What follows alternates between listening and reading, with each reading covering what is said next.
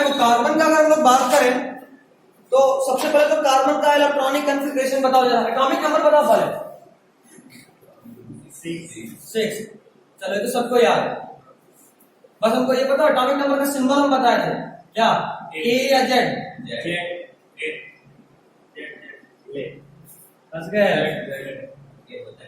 ठीक है, ए is atomic mass. ठीक है, क्या तो जरा इसको इलेक्ट्रॉनिक कॉन्फ़िगरेशन बोल दो। के शेल में कितना इलेक्ट्रॉन? 2। एम में क्या बात, एम में 0 होगा, एक के बाद तो एल आएगा। यहाँ कुछ नहीं है, एम होगा लेकिन उसमें इलेक्ट्रॉन कितना होगा? 0।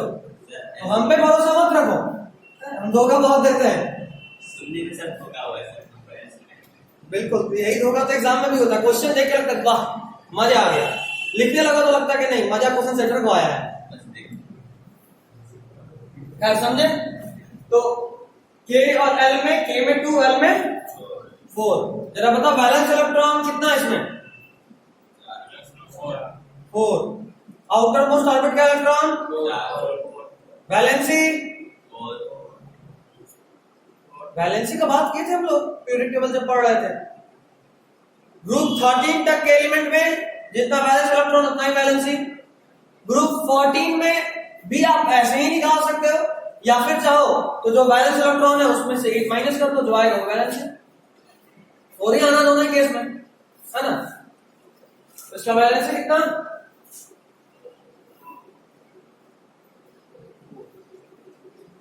मतलब ये कि कार्बन का कंबाइनिंग कैपेसिटी कितने इलेक्ट्रॉन के साथ है? 4।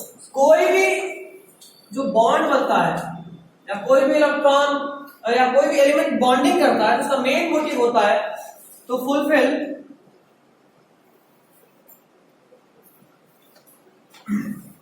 Noble gas configuration. कोई भी एलिमेंट जब बॉन्डिंग करता है तो उसका मेन एम क्या होता है? नोबल गैस की तरह बनना। मींस कि हाइड्रोजन और हीलियम के लिए टारगेट होता है कि आउटर मोस्ट ऑर्बिट में कितना इलेक्ट्रॉन हो जाए? 2 इलेक्ट्रॉन। और इसके अलावा एनी अदर एलिमेंट का टारगेट होता है कि आउटर मोस्ट ऑर्बिट में 8 इलेक्ट्रॉन हो जाए। और ऐसा इसलिए होता है क्योंकि ये जो दोनों है ये नोबल गैस कॉन्फ़िगरेशन कहा जाता है।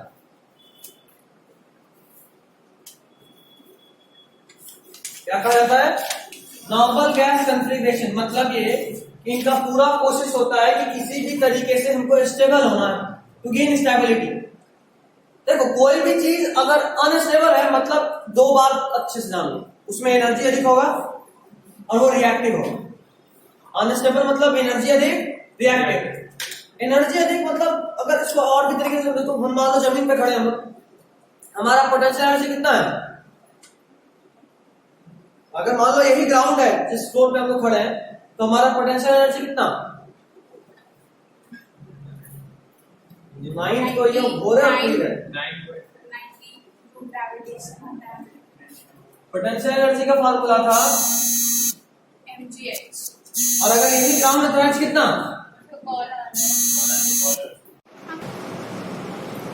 ठीक है, तो पोटेंशियल एनर्जी का फार्मूला होता है mgh। तो अगर हम लोग इसी को ग्राउंड बोल रहे हैं तो यहाँ का पोटेंशियल एनर्जी क्या हो जाएगा? 0, क्योंकि एच 0 है। अच्छा कुछ हाइट पे है तो यहाँ पे पोटेंशियल एनर्जी है, मतलब एनर्जी ग्राउंड से तो ज्यादा है। अब जरा एक बात बताओ, यहाँ जमीन पे खड़े हैं तब स्टेबल है या यहाँ उछल के बैठ जाए तब स्टेबल है? जमीन। मतलब जब एनर्जी कम होता है तो स्टेबिलिटी ज्यादा होता है, एनर्जी ज्यादा होने पर स्टेबिलिटी कम हो जाता है। अच्छा यहाँ से हम किसी चीज को छोड़ दें तो वो और ऊपर जाएगा या और नीचे जाएगा? मतलब नीचे जाएगा और उसका एम क्या होगा? किसी तरह अपना एनर्जी को डाउन कर लेना और स्टेबिलिटी को बढ़ा लेना। मतलब कोई भी चीज कम एनर्जी की तरफ मूव करता है ताकि उसका स्टेबिलिटी बढ़े। कोई भी चीज, ये सिर्फ यही लागू नहीं हो रहा। अभी हम अपना एग्जांपल यहाँ बैठे थे, अगर छूटते तो सीधा नीचे आते, क्यों? क्योंकि यहाँ पे एनर्जी कम है और स्टेबिलिटी ज्यादा है, ऊपर नहीं जाते। तो क्या कोई भी चीज का यही रोल होता है कि हमको नॉर्मल गैस कॉन्फ़िगरेशन अटेन करना है, क्योंकि वो स्टेबल है। हाइड्रोजन और हीलियम 2 पे स्टेबल हो जाता है, बाकी सारा एलिमेंट 1 पे स्टेबल होता है। और हम जो ये 8 और 2 का बात कर रहे हैं, ये आउटर मोस्ट ऑर्बिट में इलेक्ट्रॉन के नंबर का बात कर रहे हैं। 8 और 2 का जो बात कर रहे हैं, ये किसी एटम के आउटर मोस्ट ऑर्बिट में इलेक्ट्रॉन के नंबर का बात कर रहे हैं। ठीक है, चलिए अब भी ये तो जितना था लिखिए, कहानी है, यहां तक कुछ है नहीं, क्वेश्चन अब आएगा। बिल्कुल लिखो।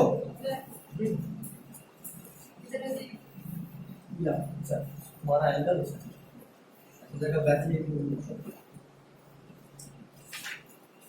क्या, जो पहला क्वेश्चन अभी इसमें बताने वाले हैं वो तो हम लोग कल ही डिस्कस कर लिए थे, आज बस उस क्वेश्चन का याद दिला देते हैं। 15 क्वेश्चन मैथ पे सबका हो रहा है। बहुत लोग को पता है कि छूटने लगा 2-3 दिन के बाद, बहुत लोग का वो लग रहा है सकल बता रहा छूटने लगा ना। साजन तुमसे पूछ रहे हैं जी सर, हुआ कल कल का छूटना स्टार्ट हो गया छूटना। मैंने बाला दिन ही गए थे, मीटिंग कर जो भी हो बाला दिन ही गए थे। स्टार्ट बहुत आसान होता है, उसको मेंटेन करना बहुत मुश्किल होता है, बहुत मुश्किल। बाला दिन लग रहा हो कि नहीं हो जाएगा, हो भी गया। बाला दिन का जोश अलग होता है, 2-3 दिन के बाद धीरे धीरे हावी से जोश डाउन होने लगता है और चीज मुश्किल होने लगता है। मेंटेन रखना बहुत मुश्किल है, टॉप पे पहुंचना बहुत आसान, जान लो सब लोग। 90% का तैयारी करते रहना मुश्किल है। 90% का तैयारी, आज मान लो कुछ नहीं पढ़ रहे थे, आज दिन भर 24 घंटा पढ़ लिए, आ गए 90% वाले रेस में, लेकिन अगला दिन फिर से कुछ नहीं पढ़े, फिर से नीचे पहुंच जाएंगे। तो एक दिन पढ़ लेना बहुत आसान है, उसको मेंटेन कर लेने में हालत खराब हो जाता है। खैर देखते हैं लास्ट तक कौन मेंटेन कर पाता है, और जो लोग मेंटेन कर पाएगा लास्ट में उसी को हिम्मत होगा हमसे बात करके रिजल्ट बताने का। याद रखना, ये हिम्मत बहुत मुश्किल से आता है, बहुत मुश्किल से, हिम्मत ही नहीं होता।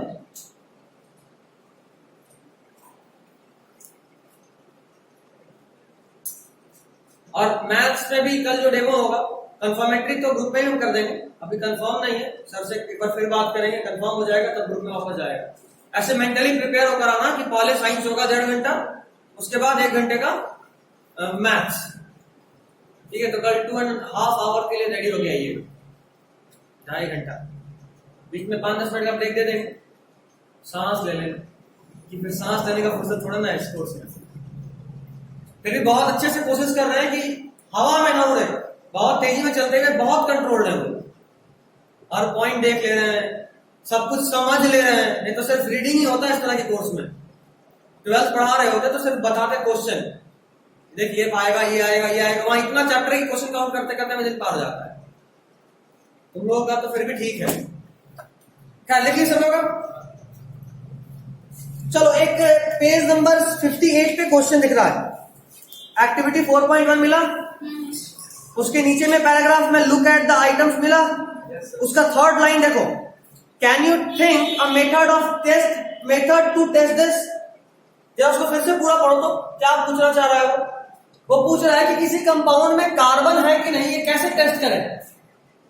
कल हम बात किए थे इस बारे में, बर्न करके, बिल्कुल। तो बर्न करने पे क्या पता चलेगा, कैसे पता चलेगा कि कार्बन है कि नहीं। आज करता हाइड्रोजन के लिए CO2 रिलीज अगर हो गया, मतलब कि उसमें कार्बन था, तब हम लोग बात किए थे। उसके बाद फिर से अगला देखो, what would be the product if a compound containing carbon is burned, ये तो बात कर ली है CO2। Next, do you know any test to confirm this, जरा बताओ कोई टेस्ट जानते हो जिससे कंफर्म करो कि जो गैस बना वो CO2 है। CO2 लाइम वाटर को मिलती, बिल्कुल, कल बात किए थे कि कंफर्मेटरी टेस्ट भी होता था वो। लाइम वाटर मतलब केमिकली लाइम वाटर का क्या नाम था, slate lime is calcium hydroxide, calcium oxide CaO। तो कैल्शियम ऑक्साइड में जैसे ही CO2 मिलेगा, कैल्शियम हाइड्रोक्साइड बना देगा, इससे पहचान हो गया, कंफर्म हो गया।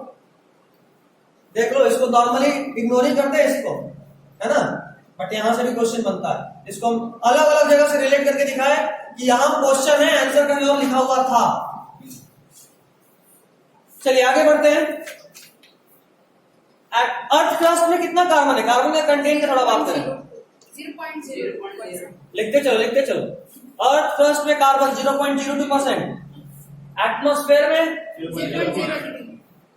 0.02 अर्थ क्रस्ट और एटमॉस्फेयर में 0.03। जब तो इतना कम कंसंट्रेशन होने के बावजूद जितना भी एलिमेंट इसको दो पार्ट में करो, एक तरफ सिर्फ कार्बन और एक तरफ बाकी सारा एलिमेंट, और उसके बाद हम कंपेयर करें कि किसका कंपाउंड ज्यादा बनता है, तो भी कार्बन बाकी सब के मुकाबले भी कई ज्यादा कंपाउंड बनाता है। मतलब 118 एलिमेंट में से आप 117 एलिमेंट को एक तरफ करो और उसका जितना कंपाउंड बना उस सबको एक तरफ कर दो, और एक तरफ सिर्फ कार्बन और उसका कंपाउंड, फिर भी कार्बन और उसका कंपाउंड बाकी सारे के मुकाबले कई गुना अधिक कंपाउंड बनाता है। ये बहुत बड़ा बात है यार। एक तो इतना कम मिल रहा है, अर्थ क्रस्ट में 1% भी नहीं, 0.1 भी नहीं, 0.02%। एटमॉस्फेयर में थोड़ा सा अधिक है, बट इतना थोड़ा सा कि बोल ही सकते हैं 0.02 के बदले 0.03, कोई फर्क नहीं पड़ना है, इतना थोड़ा सा चेंज है। बट फिर भी कंपाउंड इतना बना रहा है उसका कोई जोड़ तोड़ नहीं।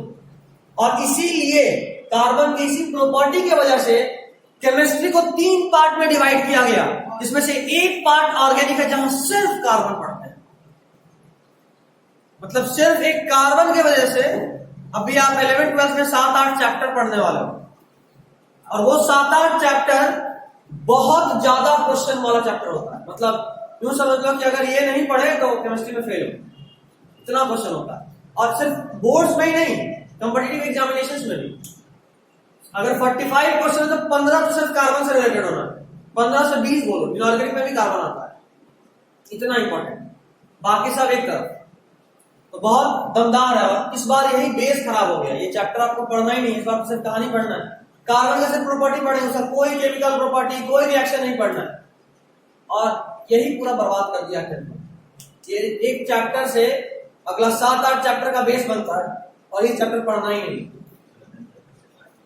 बहुत बड़ा ड्रॉबैक है इस बार के जो सिलेबस जो लोग भी सेट किए हैं। टाइम घटा इसका मतलब ही नहीं कि आप अगले साल का बेस ही काट देंगे आसान करने के चक्कर में। ये चैप्टर बेस था, एक ये चैप्टर और एक तुम्हारा कंट्रोल एंड कोऑर्डिनेशन, वो भी बायोलॉजी में वहां से 3 चैप्टर बनता है। मतलब यार आप एक चैप्टर हटा के 3 चैप्टर ले डूब रहे हो, क्या समझदारी है कि बेवकूफी है? तो वही बताएंगे। खैर चलिए जरा बताओ कि carbon good conductor of electricity है या poor conductor of electricity? Poor conductor. Poor conductor. क्या कार्बन अपने किसी फॉर्म में इलेक्ट्रिसिटी कंडक्ट कर सकता है? बिल्कुल कर सकता है। और अगर एक ही कंपाउंड एक से अधिक फॉर्म में मिले तो उसको क्या बोलते हैं? द प्रॉपर्टी नो, वो सेल्फ लिंकेज प्रॉपर्टी है. the property due to which a same element is found in more than one physical forms. Allotropy. हाँ, एलोट्रॉपी. Allotropy. एक ही कंपाउंड अगर एक से अधिक फॉर्म में मिले तो उसको बोलते हैं एलोट्रॉपी। जैसे कार्बन ही है, कार्बन का 3 फॉर्म, एक ग्रेफाइट जो इलेक्ट्रिसिटी कंडक्ट कर ले रहा है, एक डायमंड जो one of the hardest substance है, एक बकमिस्ट ऑफ फ्लोरीन जो फुटबॉल लाइक स्ट्रक्चर में होता है, और एक कोयला जो तुम देखते हो। मतलब सब कार्बन है, लेकिन उन सबको देख के कोई नहीं कहेगा कि सब एक ही चीज है। When a compound is found. When a compound is found in more than one physical form. लिख लो, सब लोग लिख रहा है तो तुम लोग बाकी भी लिख लो। पेज नंबर 61 पे एलोट्रॉप्स ऑफ कार्बन दिख रहा है, हेडिंग एलोट्रॉप्स को अंडरलाइन मारो, एरो एरो बनाओ और लिख लो। When a compound is found, when a compound is found in more than one physical form, या कंपाउंड की वजह बेहतर रहेगा लिख लो when an element is found, क्योंकि कार्बन एलिमेंट है, कंपाउंड नहीं। when an element is found in more than one physical form, this is known when an element is found in more than one physical form, this property of the element is known as allotropy.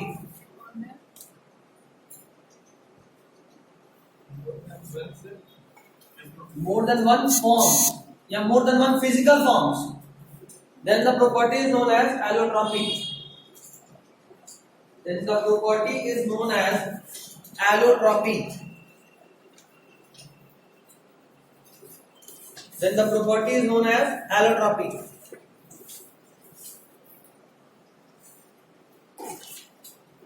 हो गया?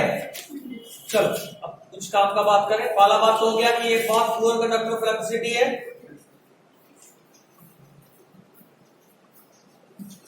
अच्छा, carbon का जो compound होता है उसमें जो bonding होता है कैसा होता है? आयनिक, कोवेलेंट या कोऑर्डिनेट? तीन तरह का बॉन्ड होता है, आप जानते हैं। आयनिक बॉन्ड, कोऑर्डिनेट बॉन्ड और कोवेलेंट बॉन्ड। ऐसे तो हम बाकी सारे के बारे में भी बात करेंगे, बट इस चैप्टर में हम लोग मेनली बात करते हैं कोवेलेंट बॉन्ड के बारे में। कोऑर्डिनेट बॉन्ड आपको नहीं पढ़ना और आयनिक बॉन्ड इसके पहले वाले चैप्टर में पढ़ना, ठीक है? तो अभी हम वहां नहीं पढ़े, बट आप तो 10 पढ़े हुए हैं तो नाम तो नहीं सकते, चीज तो समझ में आ ही रहा होगा, ठीक है? हम लोग पढ़ेंगे, इसके बाद पढ़ेंगे उसको। तो जरा बताना, कोवेलेंट बॉन्ड क्या है, किसको बोलते हैं, कैसे बनता है वो? शेयरिंग से। Very good. कोवेलेंट बॉन्ड बनता है sharing of electrons. Sharing of electrons है। आखिर इसका जरूरत क्यों पड़ता है? आखिर कोई एलिमेंट शेयर क्यों करेगा? जैसे मान लो अगर हम बात कर रहे हैं क्लोरीन और सोडियम का, Na+Cl- दोनों मिलकर बना NaCl। एक्चुअली में क्या हुआ जरा बताओ, इन दोनों में से किसके पास एक्सेस इलेक्ट्रॉन है? एक्सेस मतलब ज्यादा। क्लोरीन। क्लोरीन, सबको लग रहा है क्लोरीन? Yes sir. बाकी लोग तो कुछ बोल ही नहीं रहा है। एक जगह पूरा यस है, एक तरफ से आधा यस है। आधा यस वाला क्लोरीन क्यों? उसके पास से ये इलेक्ट्रॉन जाता है। कैसे पता? क्योंकि उसका एटॉमिक नंबर 17 है, तो 2 8 7। हम इससे ज्यादा का मतलब नहीं पूछे, हम बोले उसकी जरूरत से ज्यादा या कम। जरूरत से ज्यादा या कम किसके पास? क्लोरीन, क्योंकि वो नेगेटिवली चार्ज है, उसके प्रोटॉन के कंपेयर में उसका इलेक्ट्रॉन ज्यादा है, इसीलिए वहां पर माइनस का चार्ज। ज्यादा सही जवाब। माइनस चार्ज आया मतलब पक्का यहाँ इलेक्ट्रॉन ज्यादा होगा। पॉजिटिव चार्ज आया मतलब यहाँ प्रोटॉन का चार्ज, पॉजिटिव चार्ज आता है। Proton is more than electrons. Electron कम है। अब भी आया जवाब। पॉजिटिव चार्ज मतलब यहाँ इलेक्ट्रॉन कम है, प्रोटॉन ज्यादा नहीं बोलेंगे। इलेक्ट्रॉन कम हो गया है, प्रोटॉन का तो कुछ कर ही नहीं सकते थे, जो कुछ भी करे थे इलेक्ट्रॉन का कर रहे थे, है ना? जरा बताओ कि इसका बैलेंस इलेक्ट्रॉन कितना होगा? 1। कैसे पता? याद है। याद है, कुछ बढ़िया लेना पड़ेगा। याद है,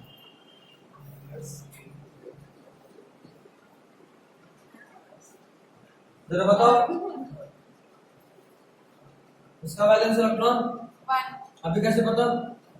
ये RbCl आप लिखे हैं और Cl का भी 1 होगा, इसका भी 1।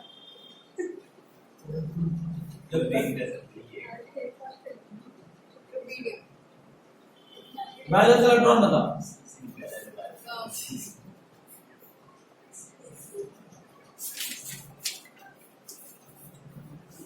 हम इसका ट्रिक याद कराए थे इसी के लिए। ये सब ग्रुप 1 एलिमेंट था, हेलिंग आकर रब से फरियाद।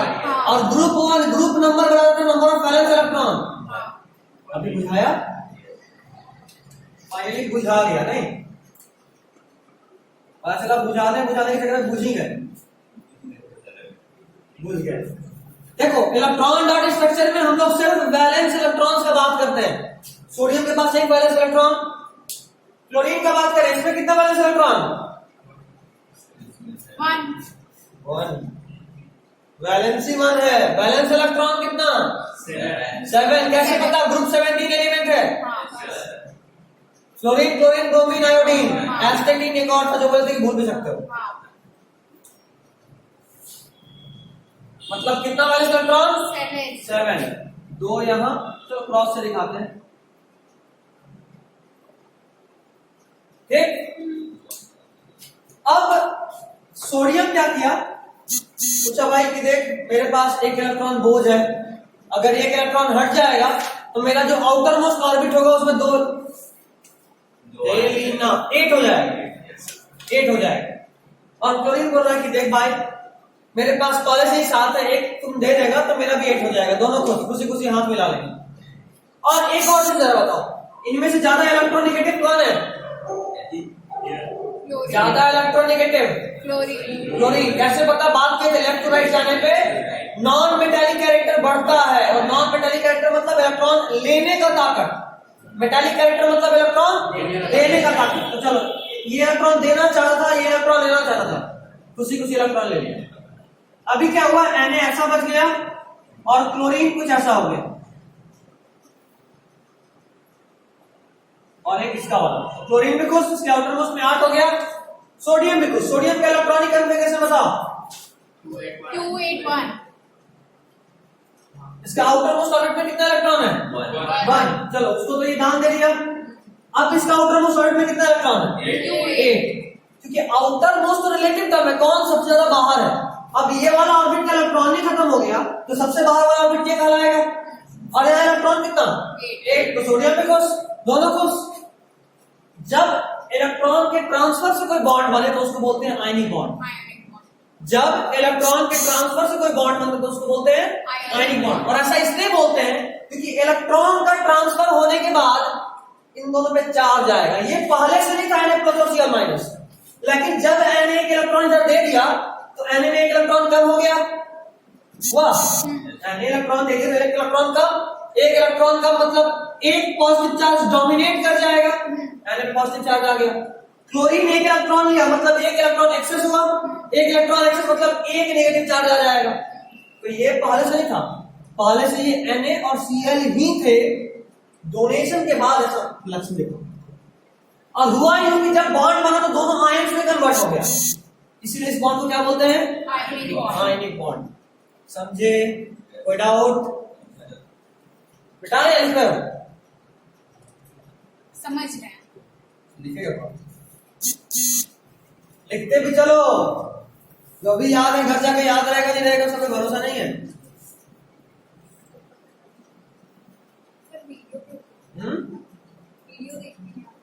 वीडियो अब देखो, लेकिन उसका टाइम नहीं होगा तुम्हारे पास। ये सारा कुछ अभी के लिए है, बट सोच लो एग्जाम के एक दिन पहले अगर तुमको हम सारा वीडियो भी प्रोवाइड किया ना हर चैप्टर का, तो 14 आवर्स मिनिमम होगा। दिन में घंटा होता है 12 और 14 आवर्स होता है मिनिमम। तुम अगर ये सोच लो कि हम वीडियो देखें, उससे कुछ नहीं होना है, उससे और दिक्कत होगा। उससे होगा कि अभी स्टार्टिंग में 5 मिनट समझ में आया, बीच में छठा मिनट का एक पॉइंट गायब हुआ, फिर से आओ पहले, अब फिर पूरा धीरे धीरे देखो, तो घूम फिर के टाइम उससे अधिक ही लगता है।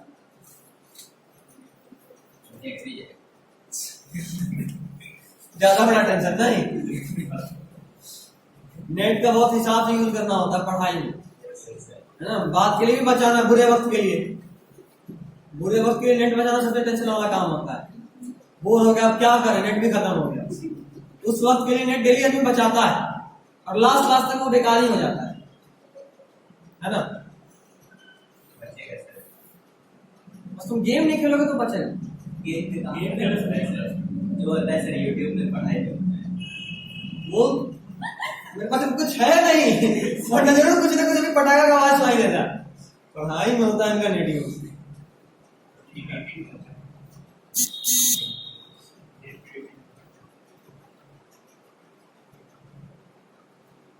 देखिए सब लोग साथ साथ लिखने की कोशिश किया करो क्योंकि हम लोग थोड़ा तेज चलना है, ठीक है। चलो आयनिक का बात हम लोग कर लिए, जरा बात करें कोवैलेंट। कोवैलेंट में जिस देखो कार्बन के पास मजबूरी है कोवैलेंट बॉन्ड, वो चाह के भी आयनिक नहीं बना सकता। क्यों? कार्बन का इलेक्ट्रॉनिक कॉन्फ़िगरेशन बोलो। Q4 आउटर मोस्ट ऑर्बिट में कितना इलेक्ट्रॉन है? 4 पेनल्टीमेट सेल में कितना इलेक्ट्रॉन है? 4 सेकेंड लास्ट जो सेल होता है ना उसको बोलते हैं पेनल्टीमेट सेल।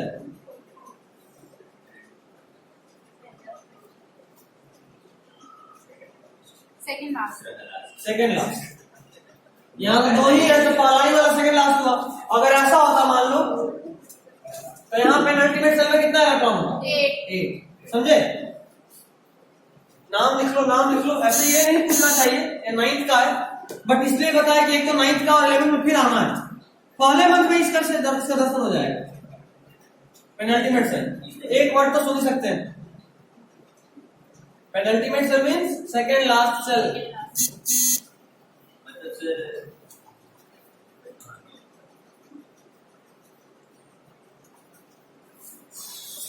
हो गया? कंपाउंड में भी से इलेक्ट्रॉन शेयर होता है तब बॉन्ड बनता है। इलेक्ट्रॉन शेयर नहीं, वहां इलेक्ट्रॉन ट्रांसफर होता है। और इसमें कोवैलेंट शेयरिंग ऑफ इलेक्ट्रॉन। यहाँ शेयरिंग होता है, शेयरिंग और ट्रांसफर में डिफरेंस है, क्या आप बताते हैं? देखो कार्बन के पास दिक्कत ये है ना कि अगर इसको ऑर्बिट पूरा करना है तो या तो इसको आप 4 इलेक्ट्रॉन दो या इससे 4 इलेक्ट्रॉन निकालो, है ना? या तो आप 4 इलेक्ट्रॉन दोगे या 4 इलेक्ट्रॉन निकालोगे, तभी इसका आउटर मोस्ट ऑर्बिट में 2 होगा और ये खुश होगा। अगर 4 निकाल लिए तो आउटर में 2 हो जाएगा स्टेबल, या 4 दे दिए तो आउटर में 1 हो जाएगा स्टेबल। और ये रहता नहीं है और नहीं निकालता। बता रहे हो वो तो ठीक है, लेकिन ये थोड़ा अच्छा किस्म का प्रजाति है, प्यार से बात मानता ही नहीं। लेकिन इसका भी अपना मजबूरी है, रोना है। जब आप इससे बोलोगे कि भाई तू 4 इलेक्ट्रॉन ले ले स्टेबल हो जा, क्यों हम अपने छटपटा रहा है, मेरे साथ रिएक्ट कर रहा है, तो इसका क्या कहना है? बोलेगा भाई जरा मेरा स्ट्रक्चर देखो, ये है मेरा न्यूक्लियस, इसमें कितना प्रोटॉन होगा? 6। राइट सा बात है। प्रोटॉन का नंबर कभी चेंज नहीं होता और प्रोटॉन का नंबर एटॉमिक नंबर के बराबर होता है हमेशा, चाहे आयन लिखें चाहे एलिमेंट लिखें। मतलब अगर हम Na+ लिखे और मुझे जरा बताओ इसमें प्रोटॉन कितना है? 11। Na लिखे, प्रोटॉन 11। मतलब प्रोटॉन में कोई फर्क नहीं पड़ा। अच्छा इसमें इलेक्ट्रॉन बताओ। 11। 11 कुछ ज्यादा ही नहीं हो गया? जब एक साथ आंसर 2-3 बार रिपीट करें तो पक्का समझो कुछ गड़बड़ी है। अरे Na में होना चाहिए था 11 लेकिन अभी है 10। प्लस, मतलब कि एक इलेक्ट्रॉन लूज किया होगा। अच्छा वहाँ 10 लिख दिया, 10। यहाँ पे इलेक्ट्रॉन 11। जितना था उतना ही, न्यूट्रल है तो जितना प्रोटॉन उतना न्यूट्रॉन। समझ गए बात? ये सब में नहीं फंसना यार, तुम लोग 9th में ज्यादा फंस रहे हो 10th से ज्यादा। ऐसा ना हो कि बोर्ड की वजह को नहीं पढ़ाना पड़ जाए। क्या है? +6 प्रोटॉन, पहले ऑर्बिट में कितना इलेक्ट्रॉन होगा? 2। दूसरे ऑर्बिट में 8। होगा। इसका एटॉमिक नंबर 6 है, मतलब 6 प्रोटॉन और 6 न्यूट्रॉन, 6 इलेक्ट्रॉन, 1 2 3 4 5 6। खुशी खुशी मंजूर है, कोई कष्ट परेशानी नहीं। अब हम इसको बोले कि भाई तू 4 इलेक्ट्रॉन ले ले और शांत हो जा, शांति से बैठ। देखो 1 इलेक्ट्रॉन, 2 इलेक्ट्रॉन, 3 इलेक्ट्रॉन, 4 इलेक्ट्रॉन दे दिए। अब देखो इसको खुश होना चाहिए था, लेकिन ये खुश नहीं होता, उन्हें लगता है क्यों? मान लो तुमको तुम बोले कि देख तुम 2000 रुपया दे रहे हैं, तो खुशी में उछलना शुरू कर दोगे। उसके बाद हम बोले कि तेरे को 2000 दे रहे हैं लेकिन तुम रख नहीं सकते, तुम बोले कि हाँ ऐसे भी हम अपने पास ही रखेंगे, कहीं और बाहर नहीं रखेंगे। फिर बोले ठीक है, फिर 5-5 के सिक्के के फॉर्म में 2000 दे दिए, तो वो बोझ बन जाता है ना? वो खुशी की बजाय दुख ज्यादा होगा। अब देखो इसका दुख क्या है? बोले कि भाई मेरा प्रोटॉन 6 है और आप उनका इलेक्ट्रॉन 10 दे रहे हो, मेरा औकात नहीं 10 का। समझे? क्या होगा कि बात ये भी थे लास्ट क्लास में, अगर ट्रैक करके नॉर्मल स्टेट में जाएगा 2 प्रोटॉन और 10 इलेक्ट्रॉन, पता चला इस सबको इधर खींच लिया, एटम बचेगा क्या? एडजस्ट कर पाएगा? न्यूक्लियस अनस्टेबल हो जाएगा, एडजस्ट ही नहीं कर पाएगा बेचारा, 4 इलेक्ट्रॉन ले नहीं सकता है। खैर इसका दुखड़ा समझ में आया? नौटंकी नहीं कर रहा था, एक्चुअली में इसके पास कारण था कि 4 इलेक्ट्रॉन नहीं ले सकते। क्यों नहीं ले सकते ये पूछता है बोर्ड में, कहानी जरूर है बट सब पूछता है। वाले करना होगा यही खास बात है, ज्यादा मेहनत नहीं करना हो, पानी में नील घोलो, बुक डुबाओ, निकाल लो, सब अंडरलाइन एक बार में हो जाएगा। कोई लाइन बेकार नहीं होता है ना?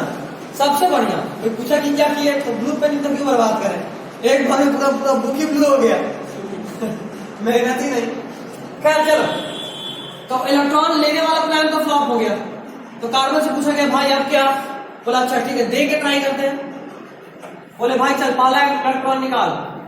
बोला ठीक है, इलेक्ट्रॉन निकाला मतलब खुद सोचो तो 2 मैग्नेट आपस में था, बहुत मजबूत मैग्नेट, 2 इलेक्ट्रॉन हुआ कि 4 प्रोटॉन, या 4 नहीं 6 प्रोटॉन इलेक्ट्रॉन को खींच रहा है, मतलब और नजदीक खींच लेगा, खींचेगा मतलब अब और नजदीक हो गया। अब बोले ठीक है भाई पहला तो तुम निकाल दिया, दूसरा निकाल, मतलब अब ये और नजदीक आ गया, तो अब और ताकत से खींचना पड़ेगा। चलो तुम थे बहुत खल्ली के चाचा जी, ये भी खींच लिए।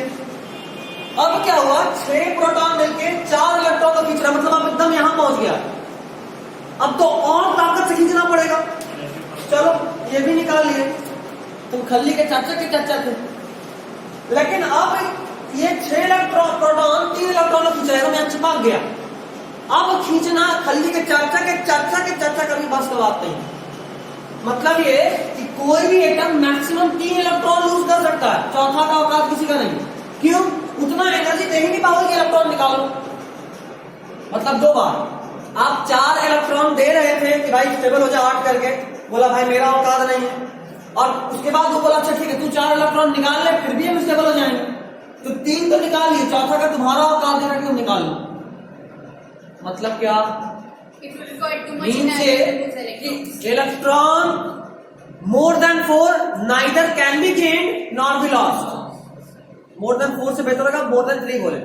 Electrons more than 3 neither can be lost nor be gained. आप किसी एटम में 4 इलेक्ट्रॉन ना तो दे सकते हो और ना ही निकाल सकते हो।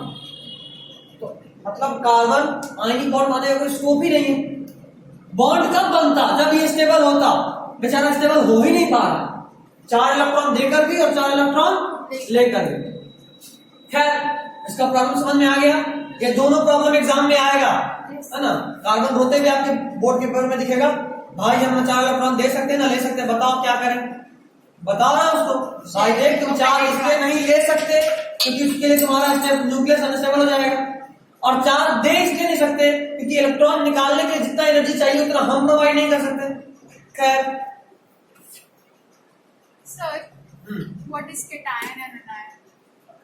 Positively charged ions are called cations, negatively charged ions are called anions. Okay? Sure, future में जाके चेंज नहीं ना हो। No. कैथोड एनोड चेंज होता है, कैटायन एनायन चेंज नहीं होता।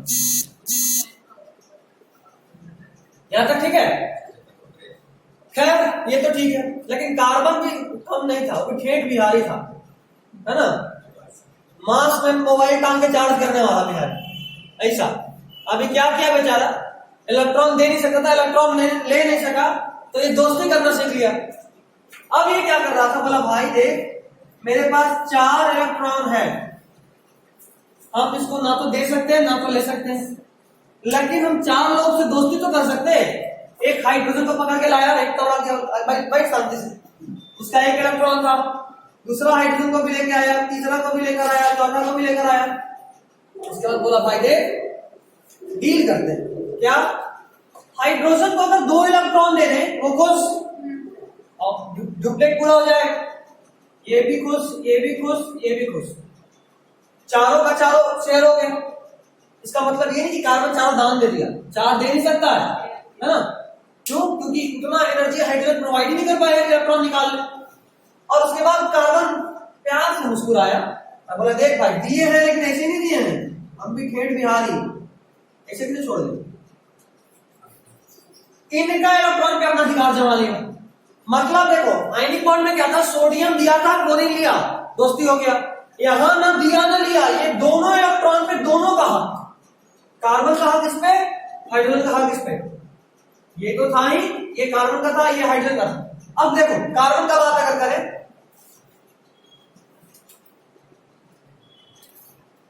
1 2 3 4 5 6 7 8 कार्बन खुश, बड़ा सा स्माइल फेस पे। हाइड्रोजन का बात करें तो पहले से दिख रहा है तो हंस रहा, चिल्ला चिल्ला, मेरा भी खुश हो गया, दोनों खुश। इसको बोलते हैं कोवेलेंट बॉन्ड। और याद रखना कोवेलेंट बॉन्ड में 2 इलेक्ट्रॉन मिलकर 1 बॉन्ड बनाता है। कोवेलेंट बॉन्ड में 2 इलेक्ट्रॉन मिलकर 1 बॉन्ड बनाता है। मतलब अगर इसको हम डोनेट करना चाहो तो ऐसे कर सकते हो।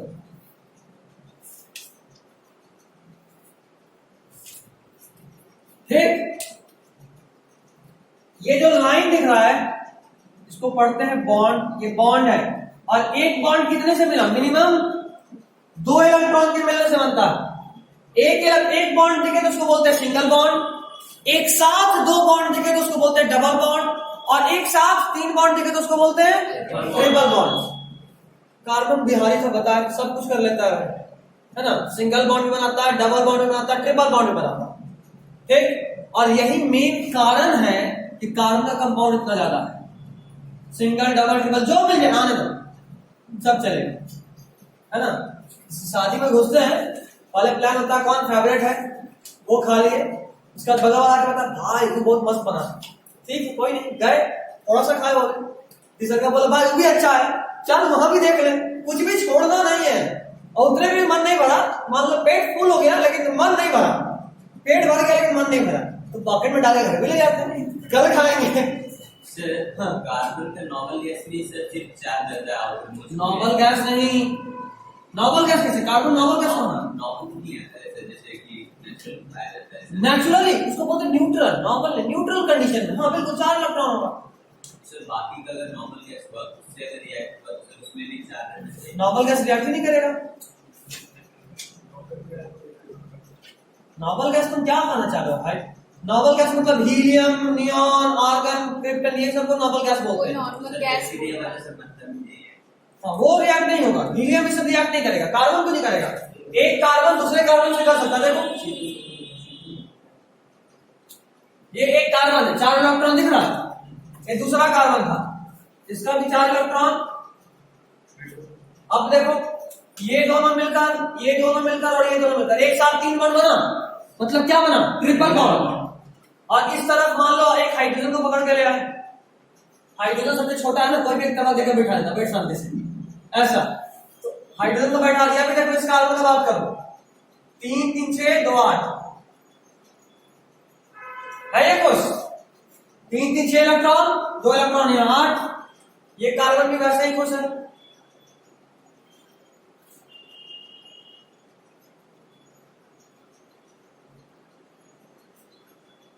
3 3 6 2 8, और हाइड्रोजन छोटा जरूर था लेकिन छोटा ज्यादा खतरनाक होता है ना, कुछ भी करो सीधा मम्मी खिलाता है,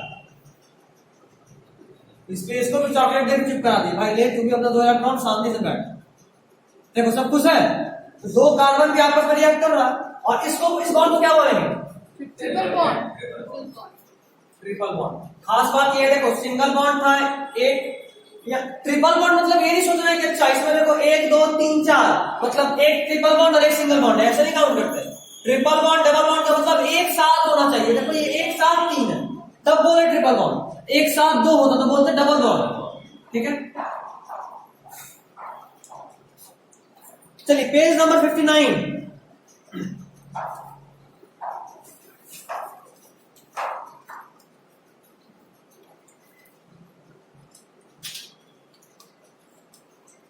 अच्छा एक बात और पहले कर लें, हमको जरा ये बताओ कि कार्बन इलेक्ट्रिसिटी कंडक्ट नहीं करता है, ये तो सब लोग जान रहे हैं, लेकिन इलेक्ट्रिसिटी कंडक्ट नहीं करता है, इसके पीछे का एक रीजन ये भी है कि इलेक्ट्रिसिटी कंडक्ट करना अगर सॉलिड है तो क्या चाहिए, फ्री इलेक्ट्रॉन, अगर लिक्विड या सॉल्यूशन है तो क्या चाहिए, फ्री आयन। वेरी गुड, तो इलेक्ट्रॉन चाहिए ना, कार्बन में इलेक्ट्रॉन बनेगा क्या, फ्री इलेक्ट्रॉन, अरे यार वो एक भी दे नहीं सकता, इसीलिए चूंकि इसके पास फ्री इलेक्ट्रॉन नहीं है ये इंसुलेटर होता है, चूंकि इसके पास फ्री इलेक्ट्रॉन नहीं है ये क्या होता है, इंसुलेटर। तो जो बॉक्स आपको दिख रहा है उस बॉक्स में जहां पे एसिटिक एसिड दिख रहा है, बॉक्स में दिखा एसिटिक एसिड, उसके जस्ट बगल में लाइन देखो, force of attraction between these molecules are not very strong, मिला, यस सर। उसके बाद since these compounds are largely non-conductors of electricity, bonding in these compounds does not give rise to any ion, मिला, और चूंकि ion नहीं बना तो फिर नो चांस, ठीक है। चलिए बहुत कुछ बगल वाले जो आपको चार्ट दिख रहा है वहां पे सबसे खतरनाक चीज क्या पता है, क्लोरोफॉर्म का फॉर्मूला CH CL3, ये फॉर्मूला इंपॉर्टेंट है, पूछ दिया जरा कि क्लोरोफॉर्म का स्ट्रक्चर बनाइए, तो पहले ये तो पता होना चाहिए ना कि वो बनाना क्या है, CH तब तो बना लेंगे। अगर लिख के दे CH बनाइए तो कुछ बनाएंगे, लिख के दे क्लोरोफॉर्म बनाइए तब या तो नहीं बनाएंगे या बगल वाले का देख के बनाएंगे, है ना। तो ऐसा नहीं करना, याद रखना, अपने से बना सकता कि बगल वाला तुम्हारा देखो, पुण्य करना चाहिए, यही से पुण्य दूसरे लोग में काम आएगा, है ना, पुण्य करना चाहिए और पुण्य वेस्ट नहीं करना चाहिए, जो पुण्य है उसको किसी और पे ट्रांसफर नहीं करना है, दूसरे को छाप के अपना पुण्य उसका ट्रांसफर करना है, नहीं, अपना पुण्य बचा के रखना है, पुण्य जमा कर सकते हो, ट्रांसफर नहीं कर सकते। क्लोरोफॉर्म सिंगल बॉन्ड से ही बनेगा ना सर, अभी बनवाएंगे, स्ट्रक्चर बनवाएंगे, यहां तक ठीक है सब कुछ। अब आइए एक पैराग्राफ को छोड़कर अगले पैराग्राफ में, the activity of element is explained as their tendency to attain a completely filled outer shell that is attain normal gas configuration.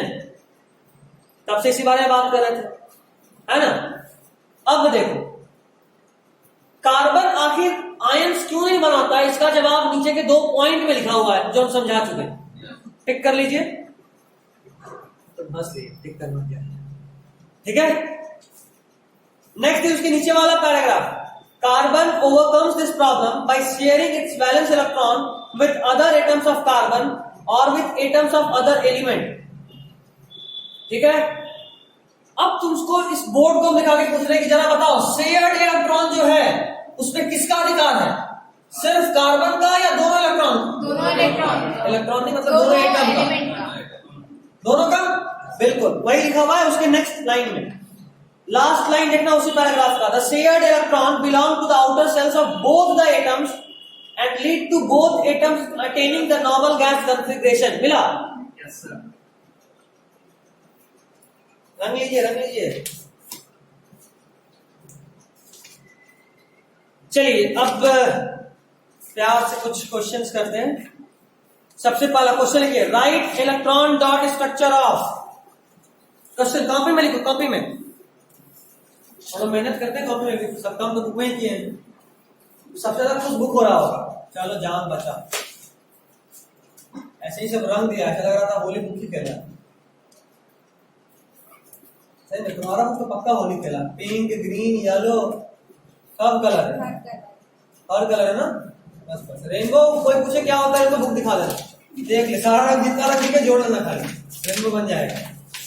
Right electron dot structure of, इसको मिटाए ना।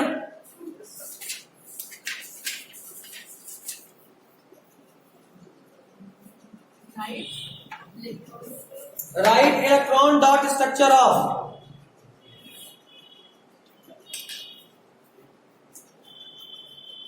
अच्छा पिछले क्लास से किसी को कुछ डाउट भी है या पढ़ ही नहीं रहा, से डाउट नहीं हो रहा?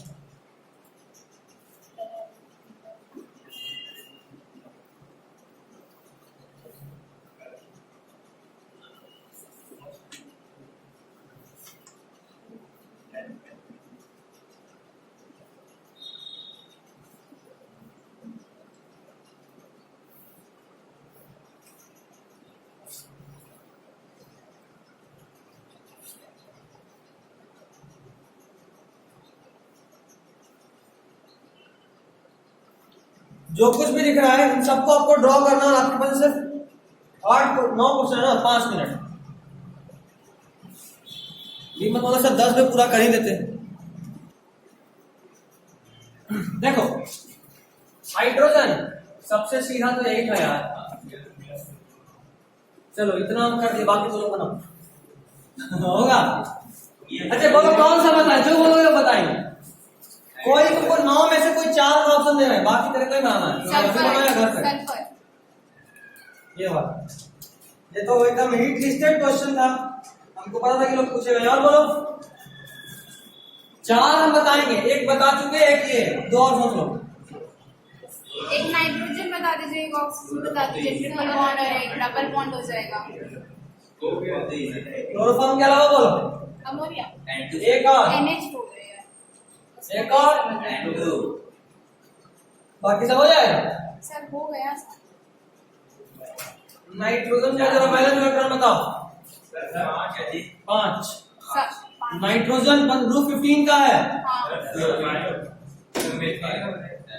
मीथेन का तुम बनाए थे, मीथेन CH4 पिछले बार, अभी तो बनाए थे। अरे पहले बोल तो तुमको फायदा हो जाता।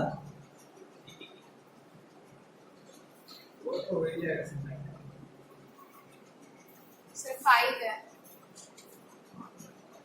खुश? ट्रिपल बॉन्ड, हाँ हम सिंगल बॉन्ड में ऐसा बनाए। यही तो गलती है, यही सब तो याद रखना। 1 बॉन्ड 2 बॉन्ड 3 बॉन्ड एंड हो गया। क्लोरोफॉर्म ये भी मीथेन की तरह है यार, इसका फार्मूला CnCl3। कार्बन माना एक तरफ से एक तरफ दीजिए, हाइड्रोजन को बैठाइए, और 3 तरफ क्लोरीन को बैठाना।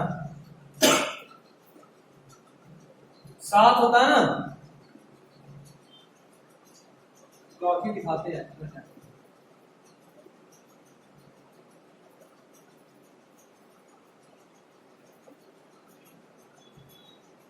हो गया, बस काम खत्म। ये कार्बन खुश है।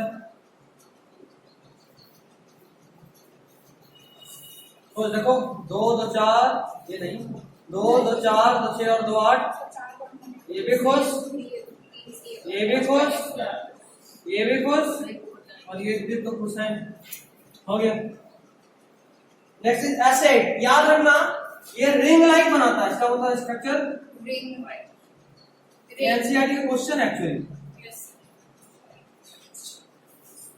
सल्फर 8 एसिड ऐसा होता है, देखो एक सल्फर, दूसरा सल्फर, तीसरा सल्फर, चौथा सल्फर, हाँ पांचवा, छठा, सातवां, ज्यादा भाग में तो बनाते हैं।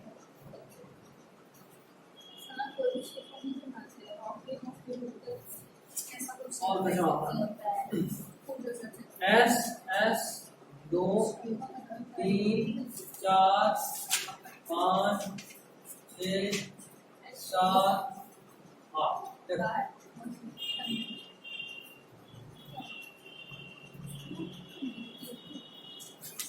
इलेक्ट्रॉन बना के दिखा रहे हैं। सल्फर का बैलेंस इलेक्ट्रॉन 6। देखो एक इधर है, एक इधर है, एक इधर, हो गया 6। वैसा ही सब में कर लो।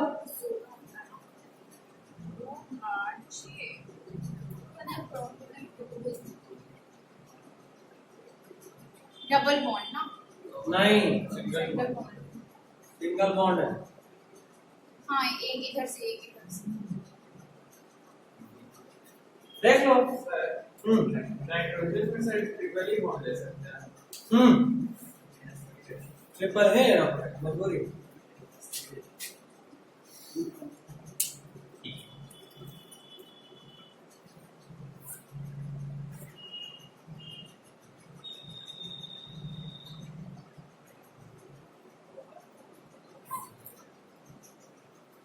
देख रहे हो, ऐसा ऐसा बन गया आइडिया सब में। ठीक है, बाकी आप बना सकते हैं, इतने बुद्धू तो है नहीं। चलिए नेक्स्ट इज एलोट्रॉप्स का डेफिनेशन तो लिख लिए थे। हम चाहेंगे डायमंड और ग्रेफाइट के बारे में 1-2 लाइन अपने शुभ हाथों से लिख लीजिए तो अच्छा रहेगा। लिखिए, कहीं लिखो, कहीं लिखो चलेगा। सबसे पहले डायमंड के बारे में, each carbon is bonded to 4 other carbon. Diamond में भी कार्बन होगा, ग्रेफाइट में भी कार्बन होगा। तो डायमंड के बारे में, डायमंड में जो भी कार्बन होता है वो हर कार्बन दूसरे 4 कार्बन के साथ बॉन्डेड होता है।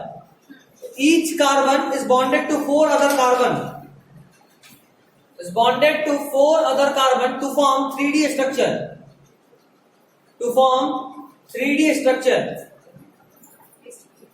To form 3D structure. हो गया। नेक्स्ट, इन ग्रेफाइट, ग्रेफाइट के बारे में 2-3 लाइन लिखना है, थोड़ा छोटा छोटा लिखिएगा, बस इतना छोटा मत लेना कि माइक्रोस्कोपिक हो जाए, फिर खुद ही नहीं पढ़ पा रहे क्या लिख लिए। पहला line, each carbon is bonded to 3 other carbon. Difference देखो, डायमंड में हर कार्बन कितने कार्बन से जुड़ा था? 4, और यहां हर कार्बन कितने कार्बन से जुड़ा है? 3।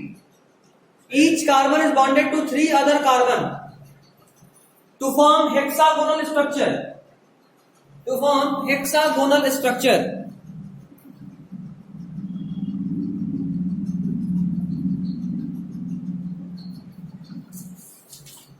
हो गया। नेक्स्ट पॉइंट, ग्रेफाइट के लिए, इट हैज 1 डबल बॉन्ड। अरे वहीं लिख ले, वहीं लिख ले, वहीं लिख ले, इधर मत दौड़ा जाएगा। It has 1 double bond. देखो डायमंड में कोई डबल बॉन्ड नहीं था, लेकिन ग्रेफाइट में डबल बॉन्ड है।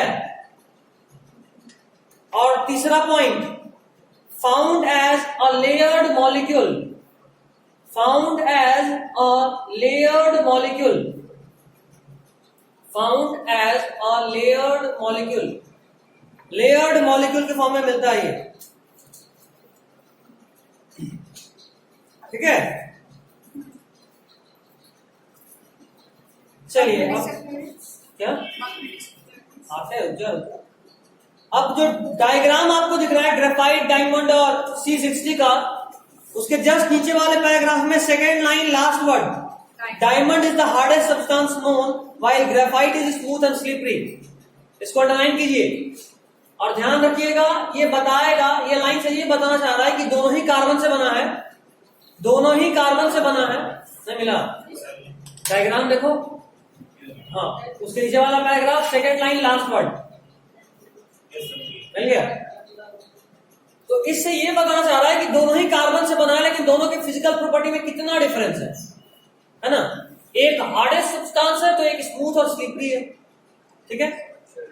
Next paragraph first line, diamond can be synthesized by subjecting pure carbon to very high pressure and temperature. मतलब आप घर में डायमंड बना सकते हैं अगर कार्बन को बहुत हाई टेम्परेचर और बहुत हाई प्रेशर दीजिए तो। ये तो सीधा सीधा हेरा फेरी वाला सीन याद आ रहा है, 1 घंटे में पैसा डबल। नहीं, डायमंड ही घर में बैठ के बनाते हैं, क्या पढ़ाई लिखाई करते हैं। पैसा डालता है।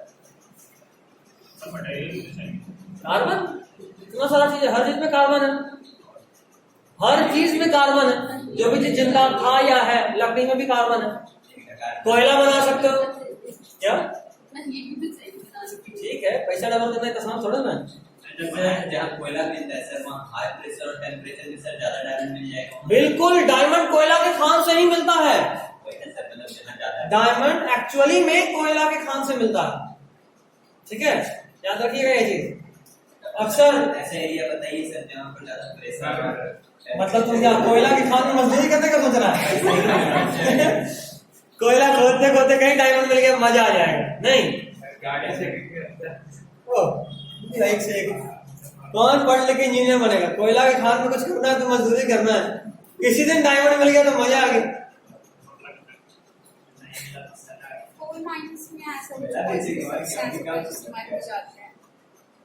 पॉइजनस सब्सटेंस नहीं होता क्योंकि वहां कार्बन है सर, तो कई बार वहां कार्बन मोनोऑक्साइड गैस के फॉर्म में मिलता है, और कार्बन मोनोऑक्साइड बहुत ही प्यारा सा जहरीला गैस है, इंस्टेंट है, बिना कष्ट के मृत्यु, है ना।